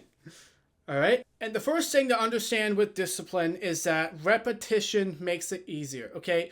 It's easy to do things that you're good at. Right? The problem is in the beginning, when you suck at everything and sucking at it feels bad, you have to push yourself through anyways. All right? So we got to talk about this mental framework. We got to change our identity, okay? For me, I had to evolve my identity to be the kind of person that is, They say in their mind, I'm not tired, I'm not tired. It doesn't matter if it's boring. I'm going to do it anyway. Do the work, do the work, do the work, do the work. Okay? You have to, it first starts within. And you have to understand that the obstacle is the way. What you're doing is difficult, but if it's in service of your goal, that's what you need to do, right? And we need to set goals for ourselves in terms of performance and what our daily standards look like, okay? And so being disciplined is all about doing something even when you don't feel like it. There's lots of different tips and tricks out there, and there's lots of different hacks, which we will get into. But fundamentally, you must make an identity shift. You must decide within your heart and your mind that you from here on out are going to evolve and embark on the journey of becoming the disciplined individual that does things even when they don't feel like it. And you already do this for a lot of things in your life. I'm sure a lot of you get to work on time even when you don't want to. The problem is, when there's no, what was it? The problem is when there's no consequences for you not making your videos because everything stays the same becomes a lot more difficult. Because, not showing up to work, there's consequences for that, right? You get fired or you don't make any money. You not making videos, everything stays the same. And that's why it's different, right? That's why it's more difficult, right? The pain is not as sharp, right? You go to work because you'll lose money and get kicked out of your apartment and not be able to buy and pay for the things that you're already paying for, right? But if you don't make YouTube videos, nothing happens. And so for most of you, especially those of you who are already established in your career, now no acute pain happens, but chronic pain of not fulfilling your vision, not fulfilling your purpose, and not being the person that you want to be and not having a career that you desire, that will continue for the rest of your life. The problem is the chronic pain of not being a YouTuber and not having the things that you want, that you hope YouTube will give you, is not high enough in the moment because it's chronic. It's not super intense. It's a dull emotional ache of dissatisfaction with life that eats away at you while you're at your job. But as soon as you get home, the pain of not watching Netflix and actually writing a script, that becomes much higher. It becomes much more acute, becomes more intolerable.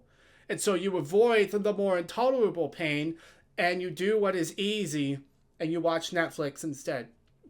Or you do the laundry or whatever. But the chronic pain persists, right? And so we need to understand that, when you get home and you're about to do this very boring task that you've never done before, that gives you anxiety, like writing a script or editing a video or working on Photoshop, in that moment, the pain of the boredom, the pain of the anxiety is higher than the chronic dull pain of dissatisfaction with your life. But you must remember your why. And you must remember in your mind, where else would you remember it? I know. You must remember that you're doing this for a good purpose, to have a better future. You must visualize a better future.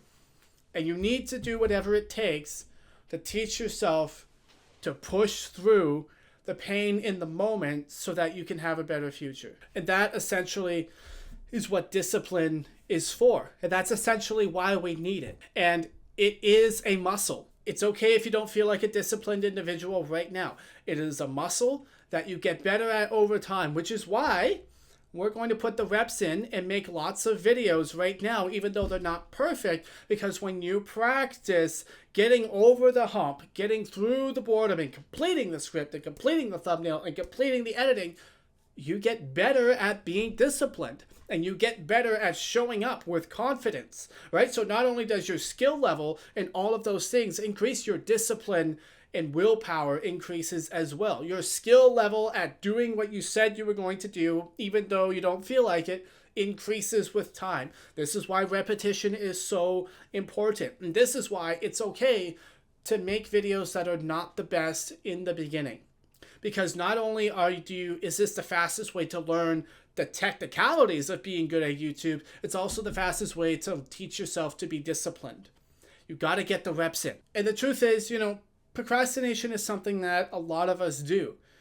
But the true cost of procrastination is not that you don't get the videos out on time or this and that. The true cost is your self respect and the trust that you have with yourself. You must learn to do what you say you're going to do so that when you speak words into reality, you can trust yourself and you can trust that you're actually going to do it. You don't want to go through life be feeling untrustworthy with yourself. That's not a good place to be in. Do you procrastinate on making your YouTube videos? I used to for months at a time. But then I discovered the 4-step system that allowed me to 10x my productivity and post 3 videos every single week. And I'm going to share it with you right now. So the plan for this video is to adjust your mindset, clarify the big picture, and specify the details, and then at the end we're going to apply the things that I'm going to be teaching you. And so let's get right into it. And so first we need to understand, why bother changing? Why would you bother stop procrastinating? Like, why can't you just not make a YouTube video? Why can't you just not post? Why can't you just continue playing video games or scrolling Instagram or scrolling Facebook? Like, why bother changing? Like, what's your purpose? What's your why? And all of you have dreams. All of you have things that you really, really want. And let's be honest with ourselves. Without life can feel kind of pretty empty without growth and purpose. And so, do you want to achieve your purpose? Do you want to find your purpose? Do you want to grow into the person that you are meant to be? And and what does that look like? And you probably have these goals because your current life is not the life that you dreamt of. And so let's be very, very clear about this. We all are trying, we all desire something different. And so you can be more than what you are now. We all desire something different, and we all have the capacity to grow into it. And your actions will shape your relationships, your self-esteem, and your overall, life. And so imagine how it feels to not be able to trust yourself. Maybe some of you are feeling that right now. And it's like, oh, I wish I could trust myself when I say, I'm going to do this. I'm going to accomplish X. But it's just so, but I just don't do what I say I'm going to do. Like, having that trust, that trust issue with yourself, that runs deep in your psychology, in your subconscious mind. That can mess up your self-esteem, which can adjust, how you approach your relationships, how you approach problems in life, and it can really spread into a lot of different things that you don't want it to spread to. And so reasons to change is you actually have goals and you're actually capable of reaching them if you act accordingly. And so why not reach your goals? Two, you don't want to live life not being able to trust yourself and not being able to actually know that, say, hey, when I say I'm going to do something, I don't run away to scroll Instagram to make myself to de-stress. I go do the thing. And that power will emanate throughout the rest of your life, your relationships, your job, your family life, your parenting skills. Like, it's very, very important. And so whatever your goals are, reach them, fight for them. It's important, because if you don't, what else do you have? Exactly. And maybe you do have something else. So comment down below if you have something else other than your goals and other than maintaining the status quo. I think we would all love to grow in our relationships and our mindset and the things that we're capable of doing and the way that we perceive ourselves. And so let's get after it. Let's make a change and let's get going. And so step 1, it's a mindset shift, okay? Perfectionism is your enemy, all right?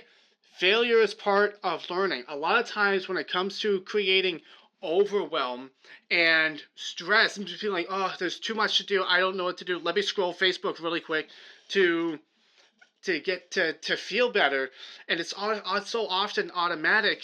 You need to understand that as a video creator, it's perfectionism is your enemy, because learning how to make videos requires you to make a lot of videos. And you will waste years of your life if all you do is just plan and try to write out and perfect the perfect video formula without actually making videos. Done is better than perfect. In order to get good, you have to be bad first. You cannot learn to make fantastic videos that get you subscribers without practicing making videos. And in order to practice making videos, you have to make videos. But you don't make videos because you're too busy trying to create the best plan, which is ridiculous because a plan is useless unless you use it. So for you, the plan is actually an excuse to not do the work, and it's what's holding you back. Now, I've created a document for you guys to use to keep track of all of this so you don't have to keep referring back to this video. If you're watching this on School, it's right down there. If you're watching this on YouTube, hit the link in the description, join the community if you're qualified, and go to the classroom and hit on this module. It'll be right there. It's yours for the keeping. I hope it helps you. Let's keep going. The imperfect plan plus imperfect action beats the perfect plan with no action every single time. I guarantee you, you could spend 3 months writing out the perfect plan. I'll just go and make 50 videos and I'll get more subscribers, more views than you, and at the end of it, I'll have a better plan than you. Because my plan will be based on actual experience and actual data from the YouTube algorithm, while you'll just be writing things out and guessing. All right? And don't forget that procrastination is a habit, not an identity. You must break it from your identity. You do not ever say, I am a procrastinator. No, you're not. You're a beast. You're powerful. Okay? You do the things that you say you're going to do. You're just not acting like it right now. You just have a habit of procrastinating. But you can break that habit. And that's what we're going to be working on in this video. So, we need to go deeper into the analysis paralysis loop, okay? Here's what happens. You set a goal. And you put pressure on yourself, which creates stress, right? You say, I am going to make 10 YouTube videos this month. Fantastic. That's a great goal. I approve. And then, but you feel stressed, right? It's like, oh, I have this big goal. Oh, what do I do? I'm stressed now. It's like, oh, I need to make a plan. I need to learn. And then you start binge watching all these YouTube videos on how to make YouTube videos, and you consume the info. It's like, oh, that feels good. And then you try to make the perfect plan, but you're still not sure. You're still like, well, maybe this will work, but this YouTuber said that, but Think Media said that, but then Daryl Eve said that, but then Alex Hormozi said this. I'm still not sure. I should binge watch more YouTube videos to make a different plan. But oh no, I just learned something that invalidates the plan I just had. Well, I guess I need to make a new plan and repeat. And guess what? You don't make any videos, which means you don't get any real practice in, which means you will not grow as a YouTuber, as a video creator. And this loop can go on for months. It went on for months, I tell you. For me, personally, I was stuck in this exact loop for months. I would not post a video. I would binge watch videos on how to make videos and continuously write out the perfect plan or try to perfect my plan. This is a deadly, deadly loop that will destroy your ability and chances of ever making it on YouTube. We need to break this loop. And the way to do that is to change your mindset and understand that imperfect action is better than a perfect plan. Public failure is required to make you into the most successful version of you on YouTube. And so if you're thinking, oh, I don't want to post bad YouTube videos, I don't want to be embarrassed, suck it up. It's necessary. I posted hundreds of bad videos, got laughed at, had people make fun of me, and guess what? I got 1,000 subs and I got monetized. And then I started a new channel and now it's growing. Are my videos perfect? No, but they get better every single time. People really are starting to resonate with me and starting to follow me and appreciate the things that I say. Are my videos perfect? No. Is it still sometimes embarrassing how sometimes I make mistakes and it's, yeah, does it matter? No. because I'm growing and I'm actually making progress. Because I decided in my mind that being imperfect publicly and allowing myself to be embarrassed and deciding, you know what, that doesn't matter. What matters is that I make progress and I learn from every single mistake that I make. And if it's public, who cares? I want my life to be a symbol of growth, not a lie or illusion of perfection. Change your mindset. Imperfection is necessary to learn, to practice. And since you're going to be a YouTuber, you have to accept that being imperfect on camera, publicly on the internet, it's just part of the game. It's just part of the game. So accept it. Now let's get to work. Instead, what you're going to do is you're going to make a decent plan. You're going to actually do the plan, which means post videos. You're going to fail. Those videos will not be very good. And then you will analyze those videos and learn from your failure, make a new plan. And then you will do that plan. And then you will fail. And then you will learn from that failure. You will improve. And you will repeat. And you'll just keep doing that until eventually you don't suck anymore. Because you will actually know what you were doing, because you actually have experience. Action creates clarity. Excuse me, not the other way around. Action creates clarity, not the other way around. You do not need clarity in order to act. You need to act in order to acquire clarity.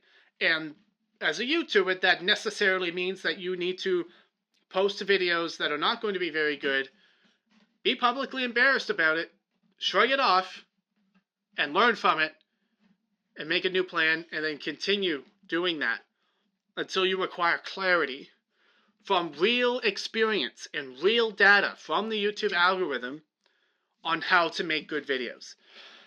But you'll never get that if you don't start posting bad videos.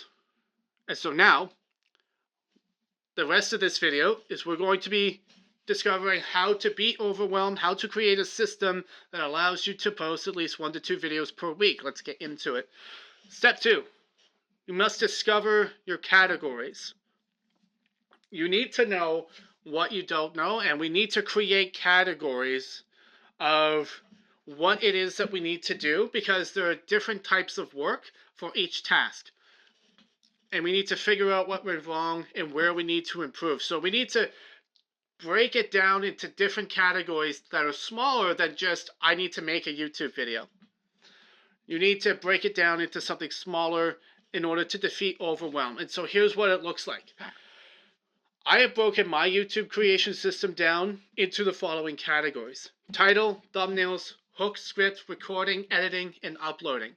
And now I schedule my time according to those categories. So when I'm scheduling out my calendar, I do not write make YouTube videos. I write work on titles, edit thumbnails, do thumbnail ideation, set up for recording, or record. It's more specific. This takes away the ambiguity, gives us clarity, and allows us to actually approach the task with intention. And that starts with planning and scheduling. And so defeating overwhelm is all about breaking it into smaller steps that are clear and easy to start and predictable, so that you don't feel overwhelmed by it anymore. But the problem you're having is you don't know all the steps to make a perfect YouTube video yet, right? This is what I figured out. Check this out. You need to start by having fun. Notice what I have here. We have the different steps in creating a YouTube video, but I've also split that up into 3 different categories to allow you to create even more clarity. Look what we have here. We have play/learning, and then we have prep, and we have actual work. The play/learning section is where you just open up Photoshop and start watching YouTube videos about how to use Photoshop and play around and try to make a thumbnail that's similar. There's no pressure. There is no deadline. You don't have to create something perfect by the end of it. You're just playing around with the thumbnail software that you want to use. Why is this so important? It's because it allows your brain to create categories of how to do XYZ, how to do this, how to do that, and a clearer picture of how to make thumbnails starts to emerge from play. The problem is if you just go into it without knowing how to do it and then set a deadline on yourself right away and say, I need to learn how to make thumbnails and make a thumbnail in the next 2 hours in order for because my video comes out tomorrow, the stress is not going to help you. You're going to feel stressed, you're going to feel overwhelmed, and then you're going to check your phone for Instagram, Facebook, and TikTok, and you're not going to get the thumbnail done. You're going to feel badly, and then you won't have a thumbnail for your video that you want to release tomorrow. And so, very important that when you're starting out and creating the categories and learning how to do something, that you implement play. You make it fun. You free your mind from any stress or expectation to perform. And you just go and have fun. You explore, you go on an adventure, you play with the software, you click that button and click that button. And another tip, use ChatGPT and ask it questions on how to do things with the software that you're using. That works so well. I have learned so many things using that method. If you're in Photoshop or Premiere Pro or CapCut or Canva or whatever software you're using to create your thumbnails or edit your videos, ask ChatGPT how to do things. It will tell you, and it will most likely be correct. Instant solution. It's so much better than searching through Google Forms, I guarantee you. Now, the next step is, now that you have played with it and you have a clearer picture of how the process works, you understand how to create templates and cut yourself out and add words to it. And now what you can do is you can start to prepare. Failure to plan is planning to fail. And so when you are going to set up your work task and you say, I am going to make a thumbnail for this video tomorrow and I have 2 hours to do it, you don't want to approach that 2 hours with nothing ready. That's planning to fail. And so the day before, what you're going to do is you're going to prepare. You're going to open up Photoshop and you're going to grab all of the different elements and put them in Photoshop and have them all there and ready. You're going to take a photo of yourself and put it into Photoshop before you must begin the work. This is a prep session. And so now what we've done is we've broken the YouTube system process down by things that need to be done. We got title, thumbnail, hook, script, recording, editing, and uploading, and metadata. But now we've also broken it up by the type of work that needs to be done to get us to the end goal. First, you must learn, and the easiest way to learn is to play. And then you must actually do the work. But the greatest way to guarantee that you actually start doing the work and create momentum and actually get it done is to prepare the night before. And so now, when you're scheduling your calendar and saying, I need to make this video and I need to do that, it's like, oh, now you can decide very specifically on what and how you need to take that step. So for example, if you've never used a recording software before, it's probably best to schedule a time, maybe an hour, to play with it. Try to record several videos of yourself just talking about random things so that you get a feel for the software. Because I guarantee you, little problems will show up here and there. You'll have to fix them. And that's part of the play. And so you'll get over that learning hump faster without having the stress of performance. And then from that, you can prepare, and then you can schedule time to actually record the video. I promise you guys, this works incredibly well. Another thing you want to do is you need to be patient. You can only do one thing at a time. And so focus on it and do it well. And so now that we've demystified the system and we've broken it up by different tasks, and we've actually split it up by different types of work to help us get through, that initial phase of lack of clarity and not understanding what to do, now we can actually deploy patience and say, oh, I understand now that in order to make a video, I need to do all of these very specific things, and I know what they are, and now I can schedule them accordingly. Having specificity in what you're going to do makes it easier to initiate doing that thing without procrastinating. It's this lack of clarity and overwhelm that pushes you to, that creates stress and makes you want to procrastinate and do something else. Right? And so step 3 is specifying details. You want to understand the types of work and plan accordingly. And this is something that, this is actually very, very subtle and something that I've noticed I started doing without realizing it. And I think I figured out how to properly articulate it so that it's beneficial for you guys. And so here's what I mean. Once you have everything that I've written out for you, in the last slide, there's actually different types of work, and different types of work require slightly different kinds of approaches to make sure that you don't procrastinate on them. And so there's creative work, and then there's just boring, repetitive manager work. And then there's a split with that in terms of how many tasks there are. And so, for example, creative work, high level, it's one goal, but many creative tasks. And so an example of this would be thumbnail ideation. There's one goal, is to collect ideas for your thumbnails, but there are many tasks in it. You have to scroll YouTube to get inspiration. You have to grab the thumbnails and put them in Milanote in order to have a look at your spreadsheet. You need to open up Photoshop. You need to write down different ideas. You need to draw it out. You need to think about it. You need to try different things. You need to change the background color a couple of times. You need to take different photos of yourself. It's one goal, but a bunch of different tasks. Whereas low-level maker is like one creative task. So for example, one creative task is like, I need to write this specific script right now in 1 hour. That's one task. Open up the document and type on it until the script is done. Just one task in order to achieve the goal.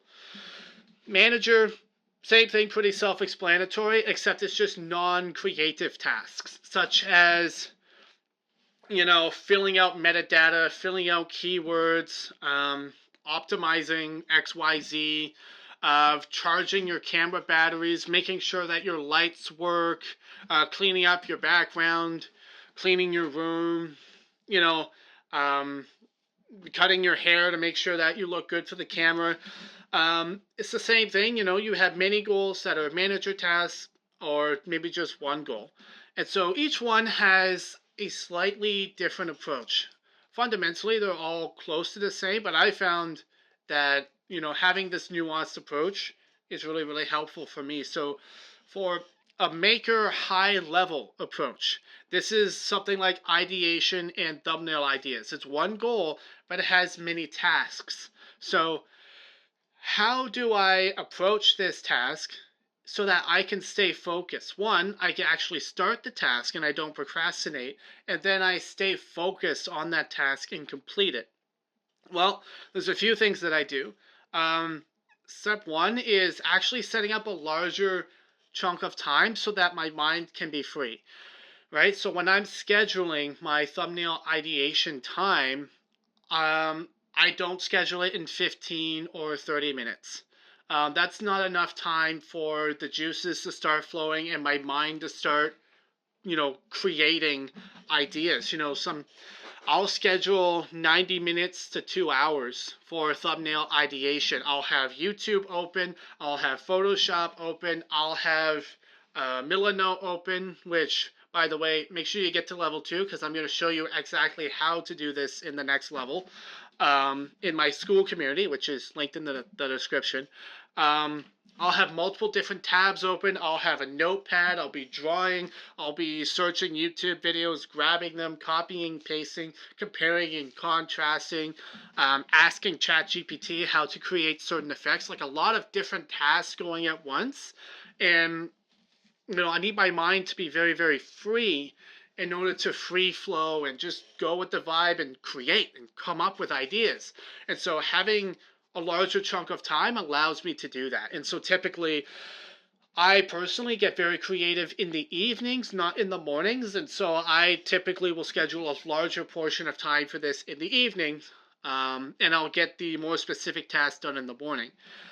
And this allows me to switch between different categories whenever I feel like it's needed. And also, another thing is I love using instrumental music to help my mind stay focused. Not music with lyrics. Sometimes I can stay focused with lyrics, um, but generally, instrumental music, lo-fi, is a great way to go. Also, locking out distractions. If I don't need my phone for thumbnail ideation, and so I put it away. Right? I already have enough distractions by having YouTube open and checking all of the looking at all of my competitors and seeing their videos. Um, it's hard enough to not be distracted by that. And so also the music, having the music come from my phone and not YouTube means that my earbuds are on my phone, but my phone's way over there, just playing a lo-fi playlist, which means I can't hear any of the videos that I might be tempted to click on. And so now I can have YouTube open, but there's actually this barrier to me starting to binge watch videos and getting distracted because I can't hear it. I would have to get up and go over there, grab my phone, disconnect the Bluetooth, reconnect the Bluetooth to my laptop, and then listen to it. And having that little barrier where it blocks out my ability to actually watch videos on YouTube, um, is incredibly useful for me to stay distracted and not to look at through YouTube and get inspiration for thumbnails, but to not actually start watching the videos and stay on task. And then, of course, the mind only can do this for a certain amount of time, and so typically I might get bored and burnt out and not be able to do it anymore around 90 minutes or so, depending on the day and how much energy I have. It can happen between an hour and 2 hours. Going for a walk is a game changer. If you're distracted, go for a walk. If you have cravings, go for a walk. If you feel lost, go for a walk. If you lack clarity on what to do next, go for a walk. Going for a walk is a killer move. It's such a good idea. So manager, high level. This could be something like filling out the tags and setting up software and creating folders to have all of your different video templates and photo parts in. Um, yeah, for this one, you don't want to have a large amount of time. You only want to have enough time to do what is required. And you can do these tasks in random order sometimes, especially when there's a lot of tasks and they're kind of um, all similar. But also, ordering them can also be a good thing for you as well. And so you can do it in random order, but also creating a very specific order so that you can race the clock. Something for this. This is where I'll actually use music lyrics, because if the tasks are boring, such as organizing my folders for Photoshop and Premiere Pro, you need to have some form of entertainment. So again, having a fun favorite music playlist or podcast you're listening to keep your mind entertained while you're doing this boring manager type work is very, very useful. And of course, you can actually set a timer and race the clock and be like, okay, I gotta organize my folders, set up these tags, write out all my keywords, and readjust my YouTube descriptions and create a template with ChatGPT. 20 minutes, race the clock. Make it a race, like make it fun. You'll find that these little tasks, they get done very, very fast when you just put in some entertainment in your ears and race the clock. At least for me, that's what happens. So maker, low level. These are very specific creative endeavors. So for example, hook and script writing.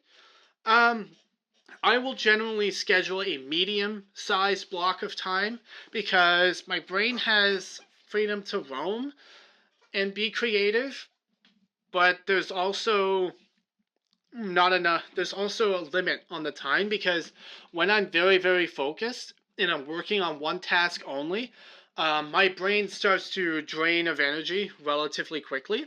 And so being incredibly focused takes more energy. And so Generally, I can only be very, very focused on one thing, as in like no tabs open. There's only one document. I'm listening to instrumental music and I'm just typing away, trying to get the script done as fast as possible.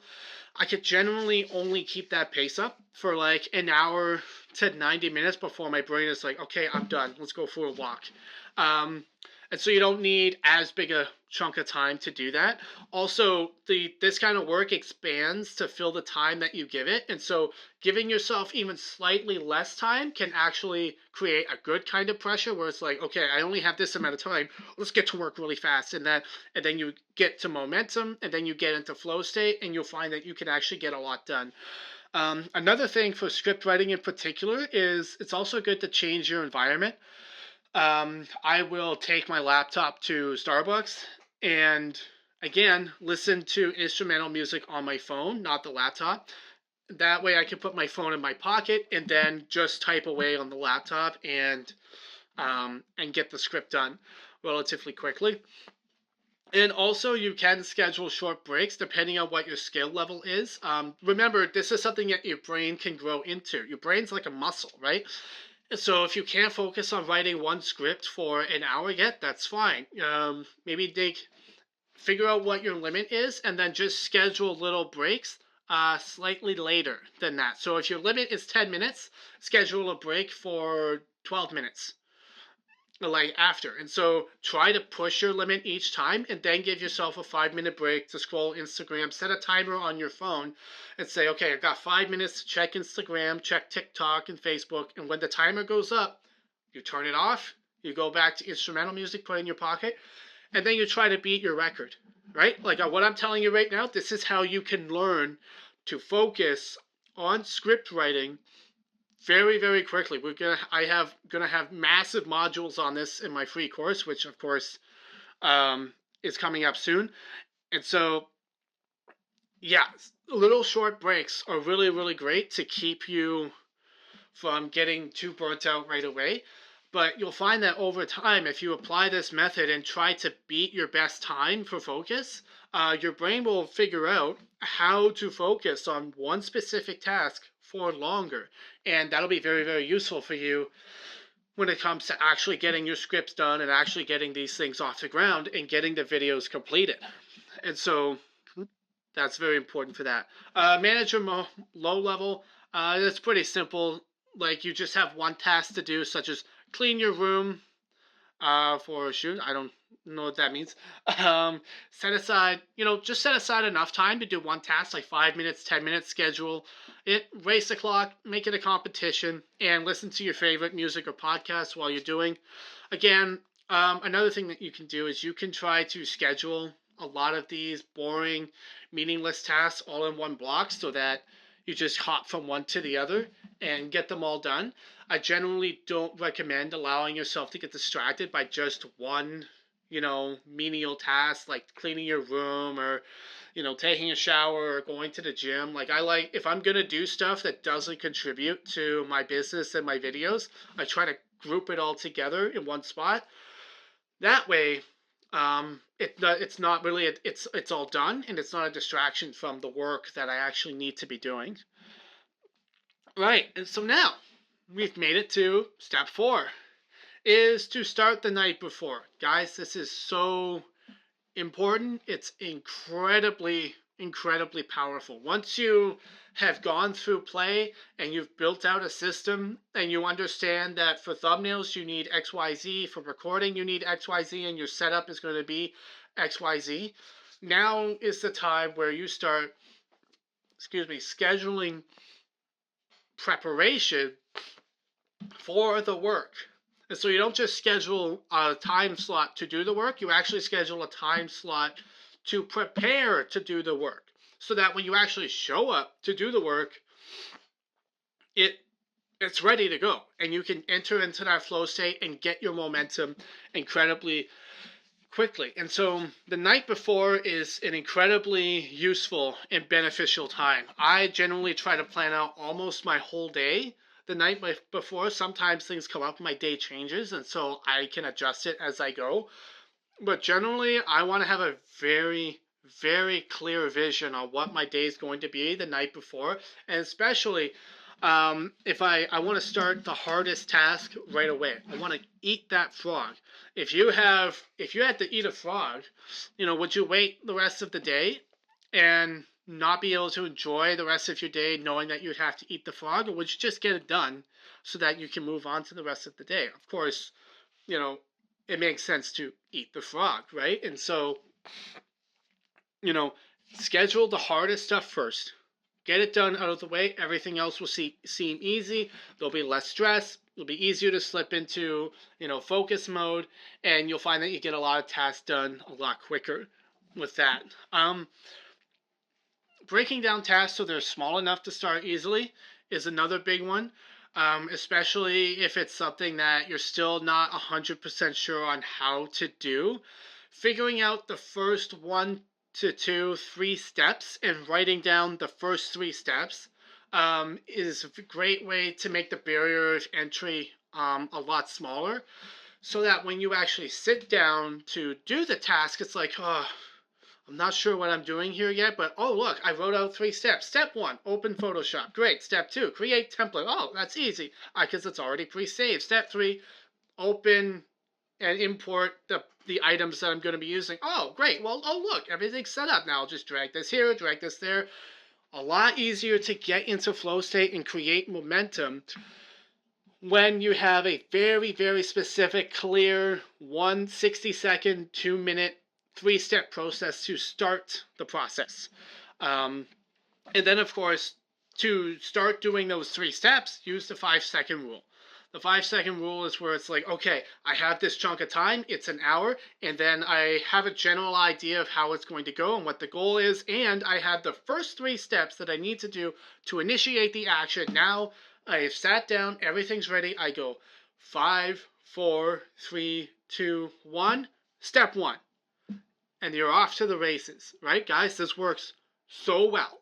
So well. Like, I had to finish preparing this video, the slides for it, and this is literally what I did. I set myself a short time limit of just 15 minutes to finish up, and then, of course, your work expands to fill the time you allow for it. So I said, hey, I'm going to start recording this video, whether these slides are ready or not. I need to have them ready. So in that 15 minutes, I worked, and I got them ready, and I got them done. And then I had an hour to record this video. The video is good, an hour and a half to record it. This video will probably be, almost an hour long. And so it's like, okay, I need to get ready. Let me go to the washroom, take a deep breath, do some squats, get ready, and then 3, 2, 1, go. Hit record, take a deep breath, and then start the video. And then start recording, and guess what? This task is getting done. I'm getting it done right now using the exact same methods that I'm sharing with you right now. Side note, another thing to do is to drink electrolytes and some raw honey. This stuff is brain fuel. Your brain needs hydration, it needs minerals, it needs vitamins, it needs electrolytes to run optimally. And honey is pure glucose. And so it can go straight to your brain. Your brain runs on glucose. That's its energy source. And so, at least for most of you, some of you might have ketones, but that's beside the point. Your brain runs on glucose. And so if you're feeling a little bit sluggish, you're like, oh, I can't think. Like, take a little bit of honey. I got my honey right here, right? This is raw, all natural, all organic honey. I take a little spoonful, put it on my tongue, absorb it, then I typically feel a little bit burst of creative energy after that. And this can help also just getting good sleep is another great thing, obviously. But yeah, drinking electrolytes and making sure you're hydrated and having a little bit of honey to give your brain, a little bit of extra fuel that it can easily access is also great for initiating tasks and creating momentum. So, this is the fun part. Now, I'm going to walk you through how I would apply all of these ideas. So let's go over to Trello. Now, let's be clear. You don't have to use Trello. You can use Notion. You can use a pen and paper. I don't care what you use. I care that you get results. I'm not dogmatic about the exact, tool that you use. You can use whatever you want. But this is what I use, and I find that it works incredibly well for me. And so now notice that the system that I told you about, where I break down every single thing for my YouTube videos, well, this is the system that I have for my YouTube videos. And so I have title, hook, thumbnail, scripting slash outline, record, A-roll, and editing and uploading. And so what I can do is I can actually, if I have an idea and say, my YouTube studio, well, look, there's the idea right here, and I can move it across very, very simply every time I complete a step. And so if I have 10 hours available per week, it's very easy for me to look at a glance and say, oh, that's the video I'm working on? Great. Now, you can actually have a lot of videos going at the same time. So, for example, 7 steps for, procrastination. That's another video idea. And the cool thing about this is that I can actually go in and start writing a script right away, blah, blah, blah, blah, blah, and save it. And now I not only do I have a icon that's very clearly representing the video, I can easily access the script and all of the ideas for it. And so when I decide on the title and I decide on the hook, I can just move it over to thumbnail. And now it's a very clear visual representation of what I need to do and what's next. And so when I open up my Google Calendar, all I have to do is look at this and be like, okay, what's next? What is the next step? It's like, oh, script. I need to finish the script and the outline. I have my title and my hook, and the thumbnail is done. Okay, let's move it over and finish the script and the outline for this, right? And then I can easily schedule time, prepare, get some ideas from ChatGPT, compile it all, and then put it in here, and then boom, now there's a script that is ready. And next I can do record A-roll. Now, here's the interesting thing. Recording A-roll requires a lot of different things. You have to set up your lights. You have to set up your camera. You have to make sure the battery's charged. And you have to make sure that you have a decent background and that the audio is actually going to be good and things like that. And so if that's difficult for you and you find that you get distracted or nervous in front of the camera or the setup takes a lot of time, here's what you can do. For setup for recording, you can create another category before this. And now your video is in set up for recording. So now it's even more specific, even more clarity, makes it easier for you to write out the first 3 steps, which makes it easier for you to start. And so say scheduling, maybe you only have 20 minutes to record a video. You don't want to waste that time setting up your lights and making sure that the audio is good.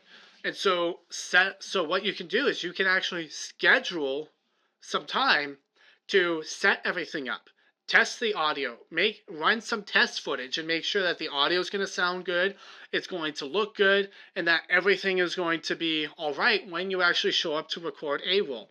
You can finish that and then move it over to the A-roll section. And now it's like, okay, now everything is ready. I have prepared, I have planned, and I know exactly what to do when I show up and I sit down and start recording. And for B-roll, say you want to add B-roll to it, what you can do, again, is you can actually schedule a time slot and say, hey, before I start editing, I need to acquire B-roll for this video. So you can buy it from websites, you can shoot it yourself, or you can get it for free from websites. Like, it doesn't matter like where you get it from. The point is to create clarity with this, right? Is this all making sense, guys? You build things up and you break everything down into a visual representation of all of the simple steps that need to be required, and you can make it as specific as required for you and your personal taste. I personally have a B-roll section, an editing section, as well as a reshoots section. Sometimes I feel like my performance in the video when I'm looking at it in editing, it's like, I could do better than that. I want to reshoot this. I want to reshoot that section. I want to redo that part. No problem. I can schedule reshoots. And so this makes it very, very easy for me to keep track of what type of task I'm doing. First off, what the goal is, and then I can understand what the task is, and then I can approach it as, I can approach this with specific tactics. So, for example, I'm going to walk you through how I would go about making this video. And this is a video I'm actually going to make. So, for title and hook, 7 steps for procrastination. What I would probably do is I would probably have 3 or 4 videos here, and I would take this on my laptop to Starbucks. I would isolate myself. I would put in instrumental music, noise canceling, well, not maybe noise canceling headphones if you have them. Put instrumental music in my ears. Order a coffee. The caffeine helps me type, which is very, very useful. Then I would sit there for 90 minutes and I would try to finish the title and hook of as many videos as possible. So now I have 3 videos with titles and hooks that are done. And then I would come home and I would go about my day. And then I would schedule, if those are done, thumbnails. And I would schedule, and what I would do is I would schedule acquiring parts for the thumbnails and making the thumbnails themselves at different times. So one, I would schedule a shoot to get pictures of myself. That could be half an hour to an hour long, depending on how much experimentation or how much I have to do to set it up. And then I would also schedule maybe 20 minutes to acquire items and different photos that I'm going to use to put the thumbnail together. And then I would schedule time for the thumbnail. So sometimes I can get it all done in 2 hours, or sometimes I can schedule it out over different days depending on what my days look like and how much time I have. And then for scripting and outline, I would probably schedule time to go back to Starbucks and just blitz the script, get everything ready. I personally typically only do outlines and then sort of riff on top of it after that. And then from there, it's just making sure that I have set up for recording. I record the A-roll. I find the B-roll. I will also plan out my B-roll in the scripting and hook phase so that I actually, because I want to think visually. I want to tell a visual story. And so typically I will decide what kinds of B-roll shots I want to go with my hook. That way it creates like a decent emotional connection with the viewers as well. But actually getting the B-roll and having it, that's like its own thing. And then once I have everything together, then I will do my editing. And so that is generally how I would apply all of this stuff to my videos. I understand that it's not going to be perfect and it doesn't need to be perfect. I'm still practicing. I'm still learning. 2, I create clarity by creating a system that is very easy to see, and so that I can organize my tasks very, very clearly. And so it's not just make a YouTube video. Oh my God, I'm so overwhelmed. Should I do this? Should I do that? No, I know exactly what I need to do. I need to start with the title. I need to make a thumbnail. Then I need to make a script. And of course, you can put all this stuff wherever you want. The goal is not to make you like me. The goal is to help you be just like you. And then now that I have clarity on the tasks, I understand, the type of work I understand, I apply, self-awareness and self-knowledge and be like, this kind of work, I do that best with XYZ. For that kind of work, I need this amount of time, so I'll schedule that. For this kind of work, I need this. And then I just get the task done. I schedule them on my Google Calendar. I'm prepared. I have everything ready. I got the first 3 steps written out. And so when I sit down to do the task, I go 5, 4, 3, 2, 1. Step 1, step 2, step 3. By then, I have momentum and I'm off to the races and I'm getting things done. And then I have a visual representation when it's done. And so that each time I succeed, I get this satisfaction of moving it over. Look, it's done. Script's done. Hooray! Time to set up for recording. Hooray! Time to record. It's very clear. It's very easy.